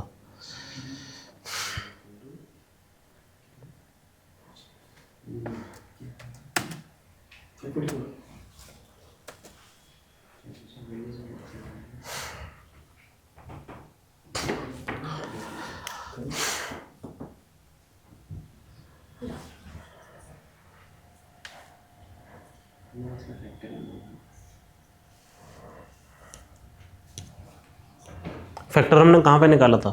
जब सिंगल वेरिएबल थे। हाँ 3 और 5 3 और 5। अच्छा आप डाल के देख रहे हो क्या? नहीं कैलकुलेट किया कैलकुलेट करा है, ओके। हाँ आपने कैलकुलेट करा है, वैसे 3 और 5 डल तो रहा है,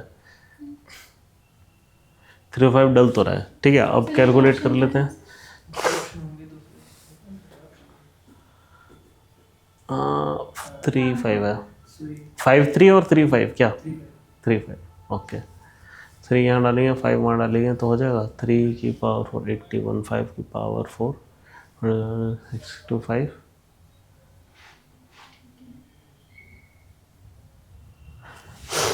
5 और 3 नहीं होगा सेकंड क्वेश्चन से भाई, ध्यान से ध्यान से। बेटे दोनों निकल गए तो मुझे लगा था नहीं नहीं नहीं, दूसरी भी सेटिस्फाइड सेटिस्फाई करके भी हम निकाल सकते हैं ना। हो रहा है। हो रहा है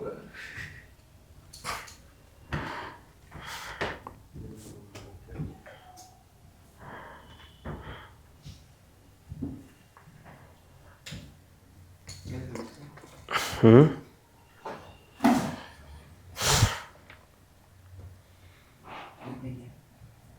वैल्यू डाल दो ऑप्शन में नहीं पहले निकालो नहीं मैंने अब वो तो ठीक है, अब निकालो। जितने तरीके पता हों किसी सवाल को करने के उतना अच्छा।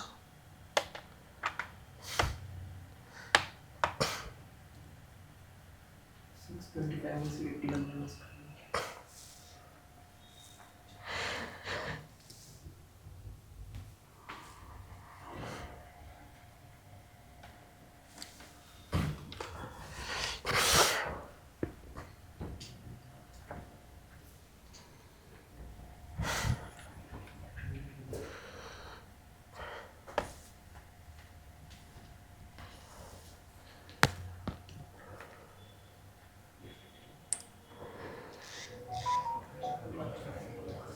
25 का स्क्वायर 25 minus 81 so 5 और 3 की वैल्यू तो 3 है। x equals 5 and y equals 2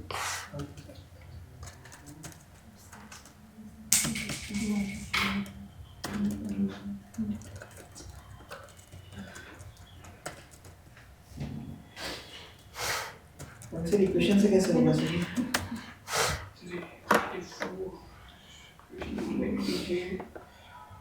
वो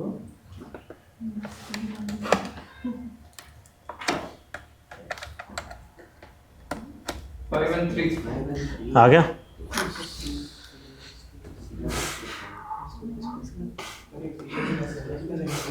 देखो आपके पास क्या क्या इक्वेशन थी?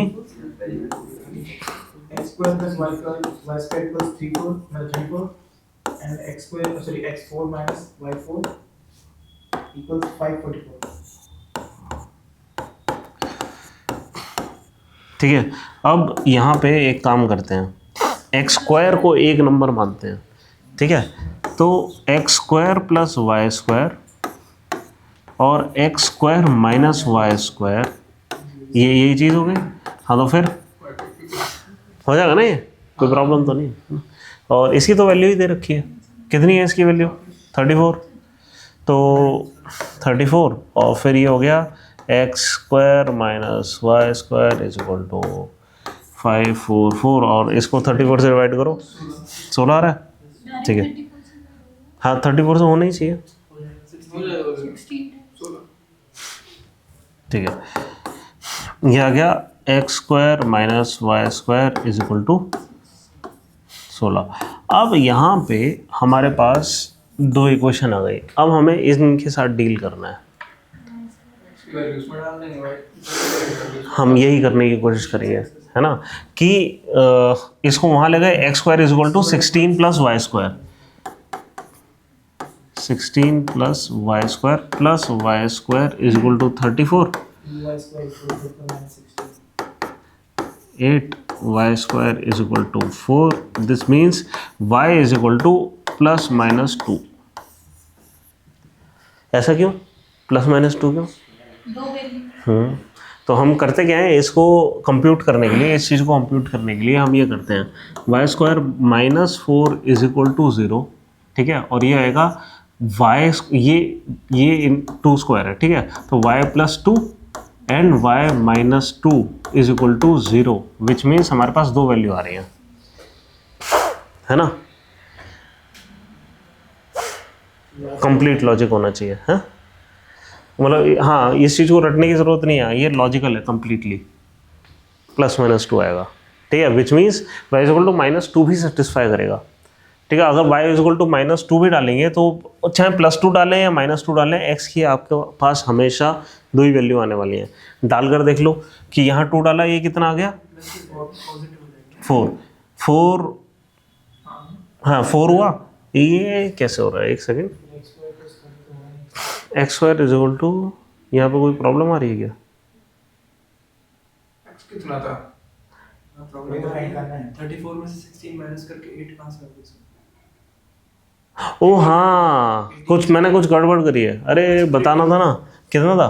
18 था, ओके 9 आएगा, हाँ 18, ये 9 आएगा, प्लस माइनस 3 यही वीडियो हाँ 3, ठीक है, तो हाँ अब यहाँ पे हम ये लगा लेंगे, ये 3 स्क्वायर कितना हो गया? 9 हम माइनस करेंगे तो यहाँ प्लस माइनस 5 आ जाएगा, तो ठीक है, तो माइनस 5 भी सेटिस्फाई कर रहा है यहाँ पर, हाँ माइनस 5 भी सेटिस्फाई कर, प्लस माइनस 5, ठीक है। अगर यहाँ पे ये भी होता कि इसकी वैल्यू के लिए ये कहते थे कि एक्स है 5 और 3 आ रहा है ना हमारा आंसर, है ना, इज -5 + 3 या 5 - 3 या -5 - 3, 4 पॉसिबल सोल्यूशन है,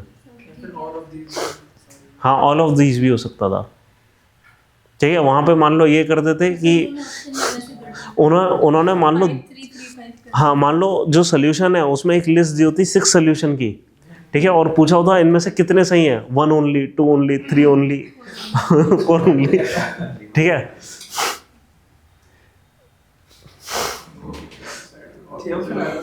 हैं आने को आ सकता है। एक जगह पे आए थे कि 6 ऑप्शन थे और वहाँ पूछा था कितने सही हैं, तो 2 ओनली, 3 ओनली, 4 ओनली, 5 ओनली। फिर उसका और ऑप्शन भी देते हैं। नहीं 4 ही ऑप्शन है, उसमें से 2 ही सही हैं, 3 सही हैं, 4 सही हैं, 5 सही हैं।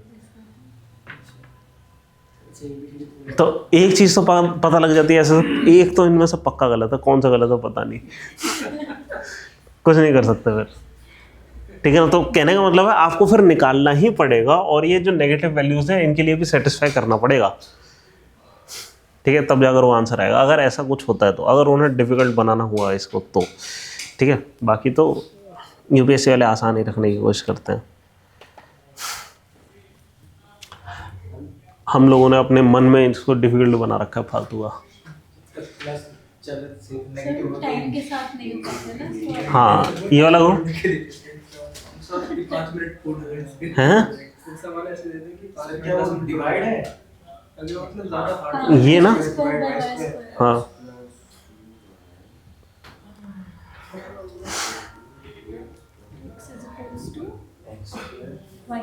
X is equals to y. X equals to y लिखा है। मतलब बल आ जाएगा। वो नहीं आएगा, सिंपल है। हाँ वो पहले ऐसे ही करते थे, इनको पहले सवाल बनाने नहीं आते थे, ठीक है। और कुछ है क्या? ये तो हो चुका। ये क्या है यार, ये बड़ा लंबा लग रहा है, इसको करके देखें क्या? छोड़ना पड़ेगा। 10 मिनट पूरे हाँ नहीं सही है। क्या था Height and distance. सर वो समझने में 3 मिनट लग जाएंगे। मेरे को भी नहीं पता मैंने यहाँ क्यों डाला है। कितना बड़ा ट्री है। पाइथागोरस थ्योरम वाला। Height and distance. Based on the distance touches the ground. अरे हाँ वही। Due to the side of the trunk has been broken at C, which is at height. Partial vertical. Original height of the trunk is बताओ। Of the broken parts, B touches इसमें the तो ground. Trigonometric Which is the distance 5 meters. अच्छा sir A और D 5 meters है और वो C तक 12 meters है। Original height बता दो। हाँ करो। Hypotenuse बता दो। हाँ ये तो यार ट्रिगो हो गया, मैंने ध्यान ही नहीं दिया, ट्रिगो वाले यहाँ आ गया।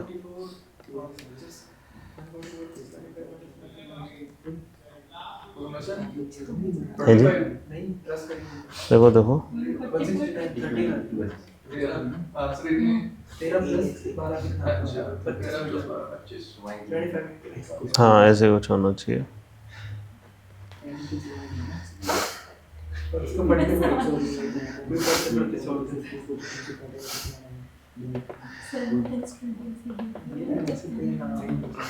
मैं वही टेस्ट फिर से लूँगा। कौन सा वाला है?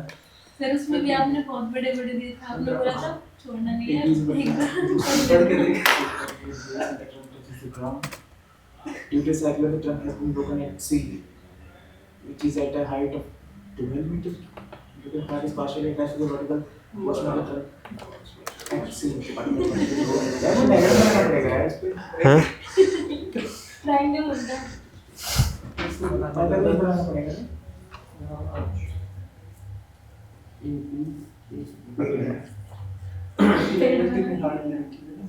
A B point where the base of the trunk touches the ground. Due to cyclone, the trunk has been broken at C. हमारा ट्रिग्नोमेट्री भी लगा Which is the height of तो 12 इसको meters. बताइए साइज लगाना है कितनी Broken part is तो partially तो attached to भर गया the तो vertical portion of the trunk at C.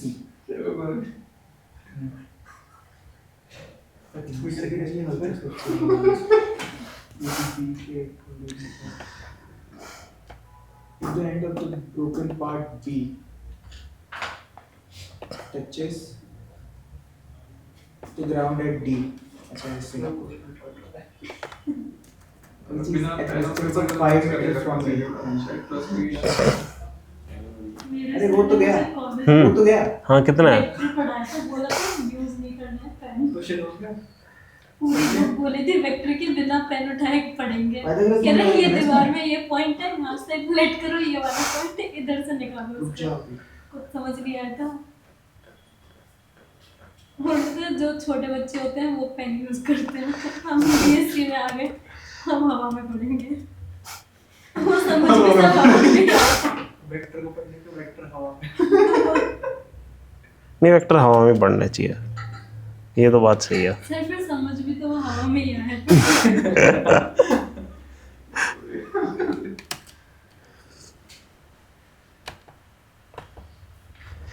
ठीक है क्या बात।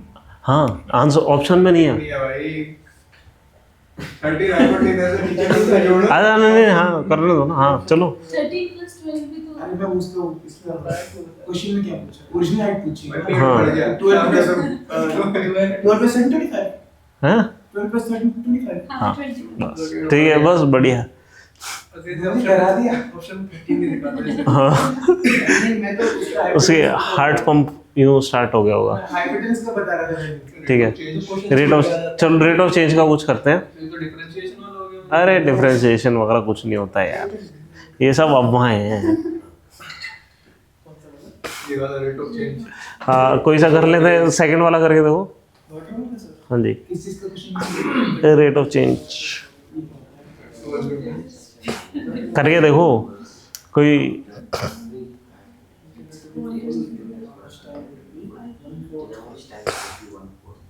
साइज का है मतलब शेप। इसका वैल्यू भी double water tank 35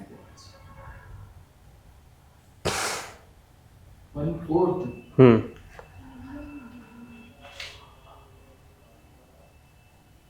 diameter and such volume double by every 7 minutes 30 seconds.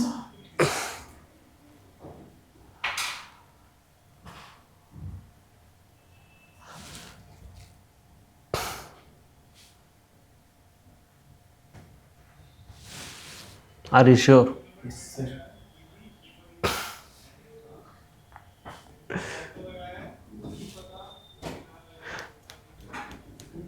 ये ना रेट ऑफ चेंज की जगह मेरे को सीरीज में डालना चाहिए था ये सवाल। 15 मिनट में आता है वो हाँ 7:30 मिनट। Are you sure? आ गया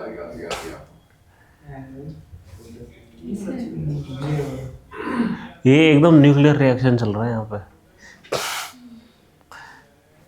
5 मिनट में डबल होता है।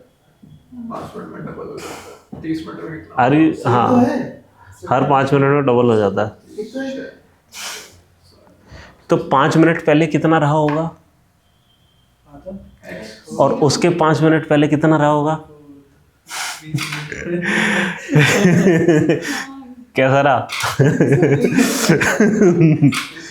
न्यूक्लियर रिएक्शन चल रहा है यहाँ पे, कंपाउंडिंग हो रही है यहाँ पे। लेकिन सर जब फुल वर्किंग में इसको 30 मिनट्स लगते हैं। जरूरी थोड़ी है भाई। भाई यूनिफॉर्म नहीं है ना ये आपके लिए ही तो डाला गया है पहले ऑप्शन। मैंने क्या ये हमें पता है 1/4 को into 30 कर दिया। ठीक है नहीं अरे हाँ आंसर ये आएगा।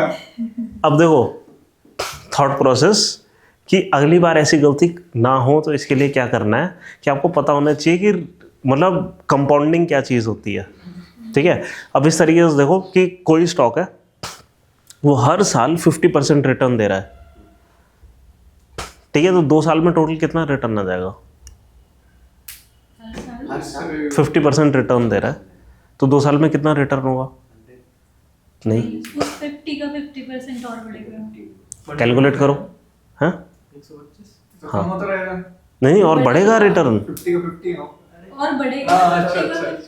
है ना। कैलकुलेट करो कितना है, इनका 125 आ गया। एक स्टॉक है, आप एक इन्वेस्टर हैं, आपने एक स्टॉक में इन्वेस्ट करा और वो हर साल ऑन एन एवरेज 50% रिटर्न देता है। ठीक है तो 2 साल में कितना रिटर्न आया? 2 साल में यस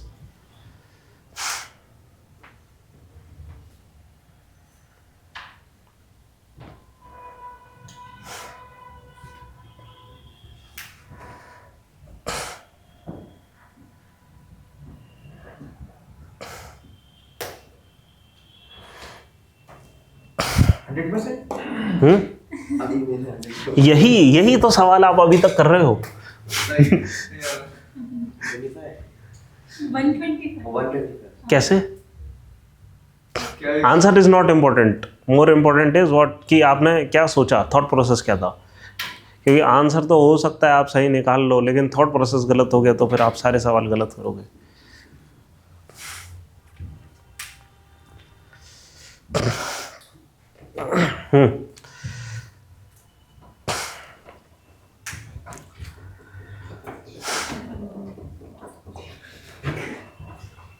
तो ये जो इसको ना एक्सपोनेंशियल ग्रोथ भी कहते हैं। ये रेट ऑफ चेंज नॉर्मल नहीं है, इसको एक्सपोनेंशियल ग्रोथ भी कहते हैं। एक्सपोनेंशियल है ना, ये इसका कई सारे नेचुरली एग्जांपल होते हैं। जैसे आपकी कंपाउंडिंग, पैसा किस तरीके से बढ़ता है, जीडीपी देश की कंपाउंड होती है, 7% हर साल बढ़ रही है ना। CAGR, compounded annual growth rate, CAGR सुना है ना, ठीक है। फिर बैक्टीरिया की ग्रोथ, एक छोटा सा स्ट्रेन डाल दिया, वो कुछ सेकंड में डबल हो जाएगा, फिर उतने ही सेकंड में फिर से डबल हो जाएगा, फिर उतने ही सेकंड में और डबल हो जाएगा, ठीक है। ये चेन रिएक्शन इसका, न्यूक्लियर रिएक्शन, रेडियो एक्टिविटी, ठीक है, ये सब एक फिक्स रेट में हो रहे हैं, ठीक है। जैसे चेन रिएक्शन में क्या होता है कि मान लीजिए हाफ लाइफ है, हाफ लाइफ मतलब मान लो 10 साल हाफ लाइफ है, तो 10 साल में सैंपल आधा रह जाएगा, उसके 10 साल में उसका आधा रह जाएगा, उसके 10 साल में उसका आधा रह जाएगा, है ना। ये तो चलो इन्होंने कंफ्यूज करने के लिए, क्योंकि आपने आज तक ऐसा सिस्टम नहीं देखा जहां पे वाटर डबल हो रहा हो, इसलिए हो रहा हो। लेकिन अगर ये हो सकता है बैक्टीरिया देते तो शायद इंट्यूशन आपका चल जाता है, क्योंकि बैक्टीरिया को हमने डबल होते देखा है या न्यूक्लियर रिएक्शन को डबल होते देखा है। उन्होंने स्पेसिफिकली इस तरीके से एग्जाम्पल नोट करा कि जो आपके कॉमन इंट्यूशन से हल्का सा अलग जाए।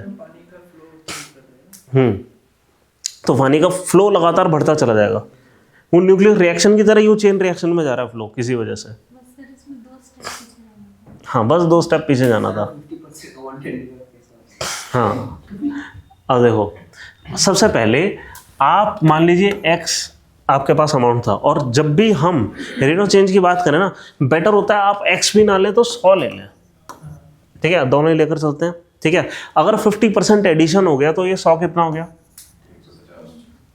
150 हो गया। 50% ऐड कर रहे हैं, इसका 50% लिया 50, वो ऐड कर दिया, कितना हो गया 150, ठीक है। और यहाँ पे क्या हो गया, x का 1.5x ऐसा होगा, ठीक है। बेटर तरीका क्या होता है, हम 100 लेकर चलें, क्योंकि सब कुछ अगर प्रोपोर्शन में बात हो रही है, लास्ट में हम डिवाइड करके देख लेंगे ओरिजिनल नंबर से, वही चीज़ आ जाएगी, है ना। अब इसका 50% ऐड करना है, क्या करेंगे, 75 ऐड हो जाएगा, राइट। ये कंपाउंडिंग चल रही है, तो कितना गया 225, ठीक है। कितना टोटल ऐड हुआ, यहां से यहां तक 125 ऐड हो चुका है, ठीक है। तो कितना परसेंटेज इंक्रीमेंट मिला है आपको, 125% इंक्रीमेंट मिला है, ठीक है। अगर यही चीज़, ये स्कीम अगर 2-4 साल और चल गई तो इतनी तेज़ी से बढ़ेगा, पूछो मत, है ना। खाली 2-4 साल में क्या होगा कि इसका हाफ फिर से ऐड होना है, अब 100 से ज़्यादा कुछ ऐड हो रहा है ना। खाली 50-50 ऐड करते, यहाँ तक आप खाली 250 पे पहुँचते, अब यहाँ क्या होगा, ये 300 से ऊपर पहुँच चुका होगा,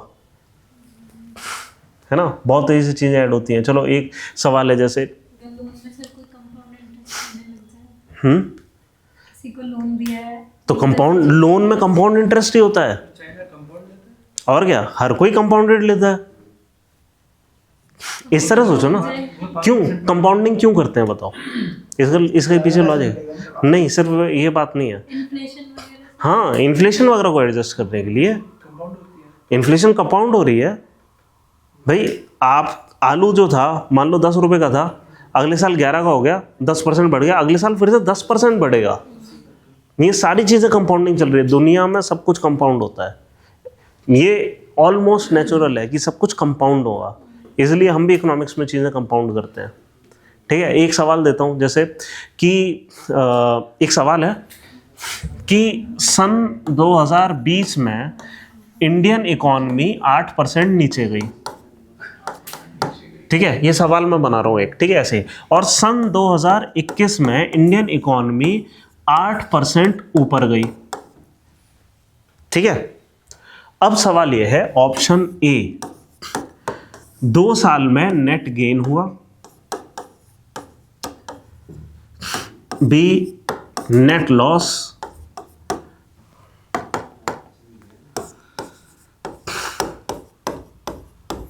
सी सेम, या D can not be determined. Net loss. कैसे? 92 बचेगा ना, पहले जब 8% नीचे जाएगी तो 92 बचेगा। हाँ 92 का 92 का 8% तो कम होगा। समझ आ रहा है? हाँ। Yes sir. आया आपको समझ आया क्या कह रहे हैं हम? गवर्नमेंट तरफ से यूट्यूब भी सर जो फिर हम लोग कहते हैं कि हमारा 7% ग्रोथ हो रहा है। नहीं नहीं वो तो ठीक है, वो अलग एग्जांपल है, मैं तो फॉर एग्जांपल कह रहा हूँ।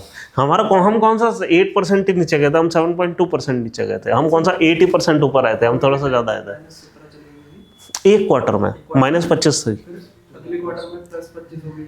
हाँ हाँ वो उसी का रिफ्लेक्शन था, बेस का। बस बेस इफेक्ट कहते हैं इसको। ये नहीं कि मतलब उससे 0 से 20 हाँ। तक हो जाएगा ना। आपको समझ आया कि क्या कह रहे हैं हम? ये नेट लॉस कैसे है? हाँ 100 का 8% ज़्यादा होता है, 92 का 8% कम होता है ना। इस वजह से हम नेट लॉस पे गए कि हम पहले 100 पे थे, उससे आगे 92 पे।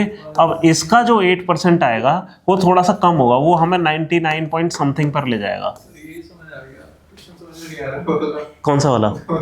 वो तो और आसान है। अब वो क्या है, सवाल ये कह रहा है कि आपने 25 मिनट में आधा कर देगा। हाँ और उससे 5 मिनट और पीछे जाओगे तो 1/4 हो गया। अच्छा। समझ गए कि हर 5 मिनट में डबल हो जाता है। ठीक है। अब अगर 30 मिनट में आप फुल थे, आपने 1 अचीव कर लिया था, तो 5 मिनट पहले आपने क्या अचीव करा होगा? 25 मिनट में आधा, है ना। और 20 मिनट में क्या अचीव कर चुके होंगे? और वो यही पूछ रहे हैं कि 1/4 कितने टाइम में फिल हो गया? तो 15 मिनट में कुछ था ही नहीं। नहीं तो 15 मिनट आप क्यों निकाल कर बैठे हुए हो? 7.5 मिनट बता दे। बस 7.5 मिनट तो बिग बैंग चल रहा होगा फिर। 30 का आधा करा था ना। हैं इसका वो है 1/4। हैं? 10 मिनट में सर अगले फिर तो 7.5 मिनट में तो बिग बैंग चल रहा होगा। हाँ वही अगले 5 मिनट में वो 2 टाइम भर देगा। हैं। हाँ अगले 5 मिनट में 2 टैंक भर चुके होंगे। अगले उसमें सर ये तो भी टेक्नोलॉजी है सर। अरे आप इसलिए तो सी सेट में कभी टेक्नोलॉजी के पीछे मत भागो, ये लॉजिकल है कि नहीं। जो दिया है ये आपकी दुनिया है, ये इसमें नए फिजिक्स के लॉ बनाए गए हैं। अब इस हिसाब से चलो क्या निकल कर आ रहा है। ये क्वेश्चन कैसे करते हैं? तो ये वाले करो, ये वाला पहला। अरे तो वही वाला मैन वाला हो गया। मेरे साथ तो कभी नहीं हुआ।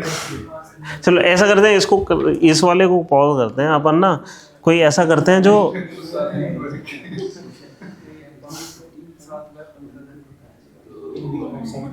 एक्स्ट्रा चाहिए तो 5 मिनट। चलो ये भी ठीक है।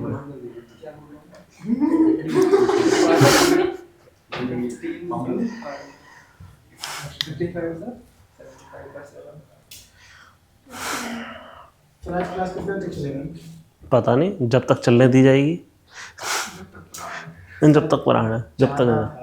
कितने बजे? अभी कोई बात नहीं, चले जाओ। मैं देख रहा हूँ अगर 12 बजे तक हम चला पाएँ। भाई टेंशन किया था तो भूल गए। पर ये वाला सवाल करके जाओ, ज़्यादा इम्पोर्टेंट है। सर टिकट बुक की है तो पैसे को कैंसिल नहीं होगा तो किस चीज़ की? नेगेटिव ट्रेनिंग ओ कितने बजे है? 12 तो अभी क्या है, पहुंच जाएगा तो तो हल्का सा लेट अगर पहुँचोगे। लखनऊ प्लेनेटोरियम कितना दूर है? अरे मैं कभी पास गया में तो है। यहाँ से 11:30 पे निकलोगे तो पहुंच जाओगे। 10 मिनट रुक जाएगा।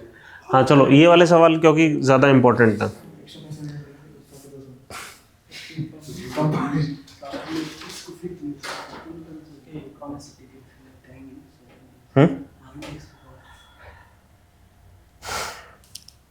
कौन सा वाला कर रहे थे हम? ये वाला, हाँ।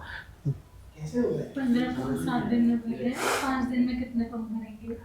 हाँ टंकी को वो बताना। हाँ, ये बताना है कितने एक्स्ट्रा पंप चाहिए। 10 कुछ आ रहा है।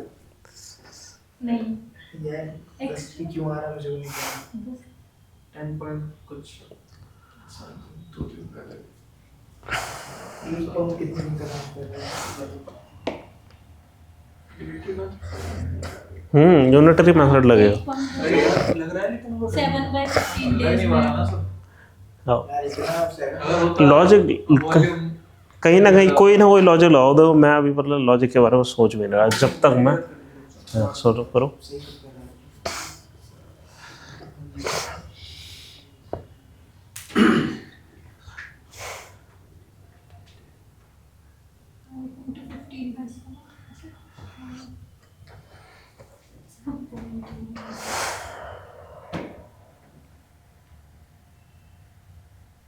किस पंप से?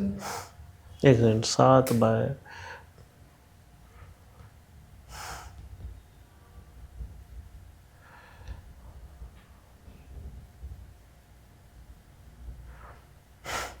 इक्कीस आएगा। ज्यादा पंप चाहिए होंगे ना 15 से तो। ज़्यादा ही चाहिए, लेकिन ये टोटल है ना, आई थिंक 6 आना चाहिए कितने पंप? एडिशनली। वो भी है। 6 होगा। मैं पहले तो you are building upon his 21। पहले 6 सोच लिया। पहले ही सोच दिए थे। अतिरिक्त वो सबसे कम बहुत ज़्यादा नहीं होना चाहिए है। वही तो। हाँ वही, लगभग सिर्फ कितना ही वो भी एक्स्ट्रा तो होगा। काम कर रहा है तो 6 बोल रहा है। हाँ, वो तुम्हारे चक्कर में ही ना आजकल यूपीएससी ने ये कर दिया, पास के करने शुरू कर दिया ऑप्शन। वो 1 ओनली 2 ओनली इसी चक्कर में आ रहा है। यूपीएससी आपको एलिमिनेट करना चाह रही है, कुछ कर लो, मुझे पहले कर देना चाहिए। कुछ करो, यूपीएससी एलिमिनेट करना चाह रही है तुम्हें। ठीक है, हैं देखते हैं, मेरे को भी नहीं पता। 15 क्या है, पंप है हमारे पास, ठीक है, जो कि 7 डेज में भरते हैं, ठीक है। 5 days के ओके। लिए एक्स्ट्रा पंप लगेंगे। तो हम ये कर लेते हैं कि दिन में 15 से 7। हाँ, कि एक पंप एक दिन, हाँ एक पंप कितना काम करेगा एक दिन में, कि ये तो चलो 15 पंप एक दिन में कितना काम करेंगे, वो 15/7 काम करेंगे, है ना। और ये 15/7 है, ये 15/7 पंप्स हैं हमारे पास, ठीक है ना। ये एक दिन का काम है, ठीक है। हमें करना है ये एक दिन का काम। ये कह रहे हैं कि हमें कितने पंप हम लगा दें, 15 + x ऐसा कुछ है, ठीक है। अच्छा ये सुनो, ये कितने, ये 15 पंप है, अभी भी ये 15 पंप हैं जो इतना काम कर रहे हैं, ठीक है। एक पंप कितना काम कर रहा है, 1/7, है ना। पता है, एक्चुअली पता है, ये भी थोड़ा सा मैं यहाँ पे ना गलत लगा रहा हूँ। हाँ, ये 1/7 नहीं, एक्चुअली ये एक पंप का आना चाहिए, ये 1/7 × 15, ठीक है। इसका मैं एक बार लॉजिक बताता हूँ आपको। पहले ये कैलकुलेट कर लो, ये कितना आ रहा है, 105, ठीक है। पॉइंट ये है कि हमें एक काम करना है, हम वर्क को लेते हैं 1, ठीक है, वर्क को लेते हैं 1, और इस ऐसा करते हैं, इस पूरी चीज़ को हटाते हैं। एक बार फिर से मैं एक लॉजिक बिल्ड करता हूँ। हमेशा ना जब भी ये सवाल हो तो आप वर्क को ले लो 1, वर्क आ रहा है 1, और वर्क, इस वर्क को करने के लिए क्या करना पड़ रहा है, 7 डेज तक 15 पंप्स को काम करना है, ठीक है। 7 डेज तक 15 पंप काम करेंगे लगातार, मल्टीप्लाई करेंगे अपना वर्क, है ना, तब जाकर एक वर्क कंप्लीट होगा, ठीक है। तो एक पंप एक दिन में कितना काम करेगा, ये डिवाइड बाय ये कर दो, ये 105 आ जाएगा। ये आ गया एक पंप एक दिन में, 1 पंप डे। इसको हम पंप डे बोल देते हैं, क्यों, यूनिट कभी डिमिनिश नहीं होते। 1 पंप डे = ये आ गया आपका। अब सवाल क्या है, सवाल हमारा क्या आ रहा है कि हम 5 दिन में ऐसा एक पंप डे हम मिला लें, और ये एक पंप डे है, और ऐसे कितने पंप काम कर लें, ठीक है, और हमारे पास कितने पंप थे 15 + x, ऐसे कितने पंप काम कर लें, ऐसे कितने पंप जिनकी एफिशिएंसी है ये 5 दिन तक काम कर लें, जो कि एक काम कंप्लीट हो जाए।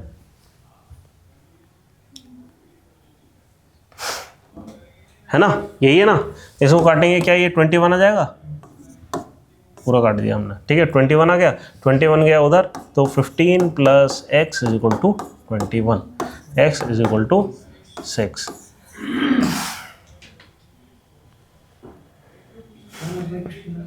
इतना लंबा कहाँ है? पहले तो मुझे 1/1045 पे आना पड़ेगा, फिर ये वर्क 1 = 7 × 15 का करना पड़ेगा। मैं कहाँ से आऊँगा? ये तो करना पड़ेगा। एग्जाम हॉल में इतने तरीके से सोचने से 2 मिनट पहली बात 2 मिनट नहीं है हमारे पास, 2 मिनट लगभग 24-35 सेकंड है। 24 सेकंड तो देखने में चला जाएगा। क्वेश्चन पढ़ेगा नहीं क्या? ये जितने भी नहीं, अभी हम प्रैक्टिस कर रहे हैं ना इस चीज़ की, अभी आपको आइडिया लग जाएगा कि हमेशा हम वर्क को एक लेंगे, एक काम करना है, वह कंप्लीट एक काम है जिसको कंप्लीट करना है, और इस काम को करने के लिए 15 पंप लग रहे हैं 7 दिन तक। टोटल मेहनत कितनी लग रही है? 15 × 7 ये पंप डे है। इसको पंप डे, एक नया यूनिट हमने बना दिया। ये पंप डे यूनिट हम क्यों बना रहे हैं कि मान लो एक ही पंप होता, कितने दिन तक काम करना पड़ता? 105 दिन तक, है ना। अब इसके साथ खेल सकते हैं, इस नए यूनिट के साथ हम खेल सकते हैं। अब चाहे डे पूछे, पंप पूछे, जो पूछना है, वो कहते हैं कि एक पंप को हम आधे टाइम चला रहे हैं और 4 पंप को 3 टाइम चला रहे हैं, सारे वो रेशियोज वगैरह सब लग जाएंगे इसमें, ठीक है। चलें आगे। एक फिर ऐसा ही सवाल हम फिर लिख लेते हैं यहाँ पर।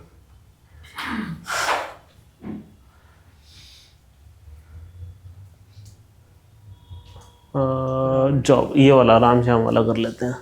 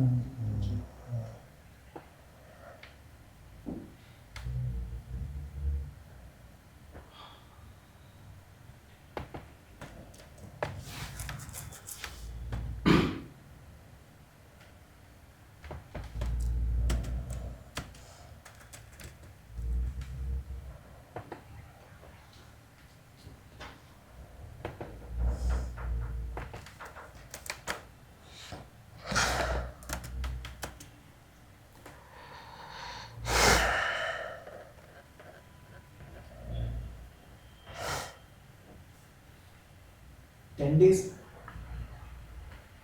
पता नहीं,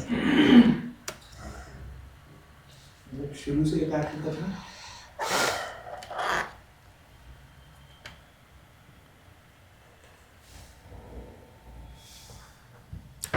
करें।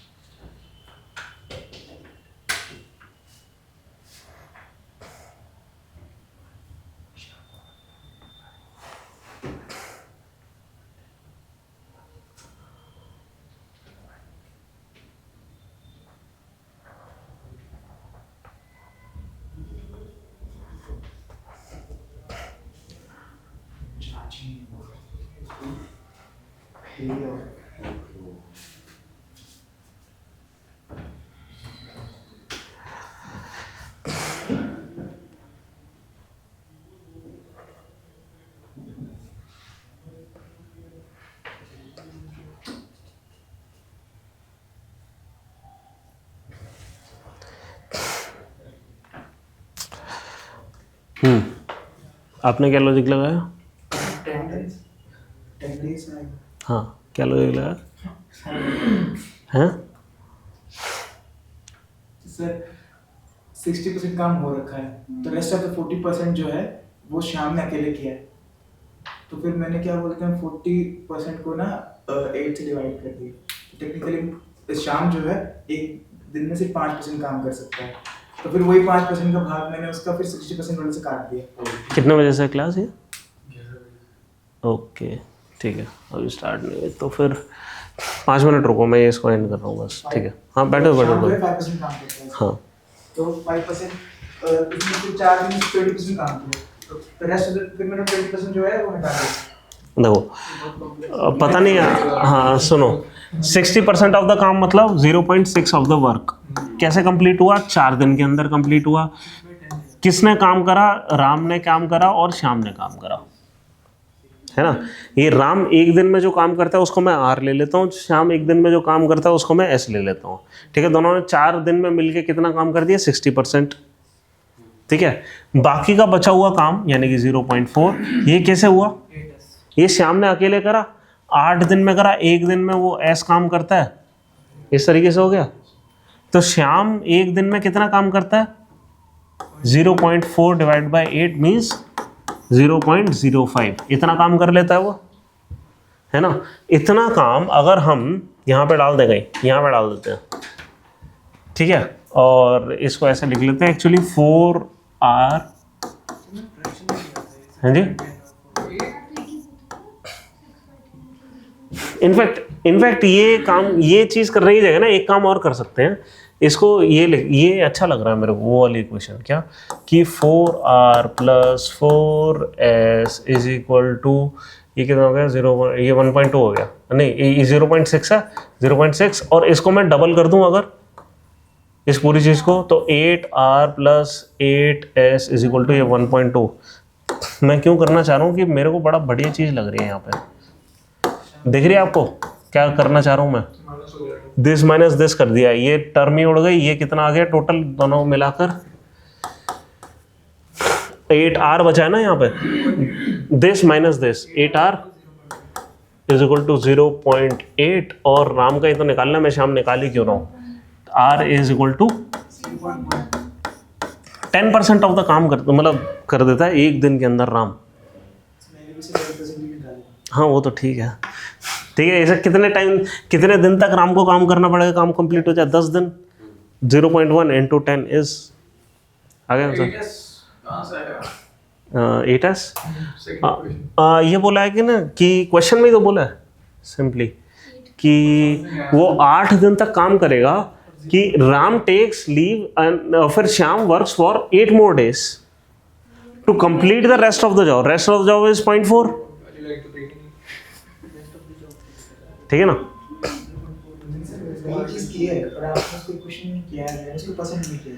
परसेंट में करा, ओके। मेरा तुम्हारा लॉजिक नहीं समझ आया जब तुम बोल रहे थे। हाँ चलो ठीक है, ये क्लास यहीं बंद करते हैं, हम कल परसेंटेजेस वगैरह ट्राई करेंगे, ठीक है।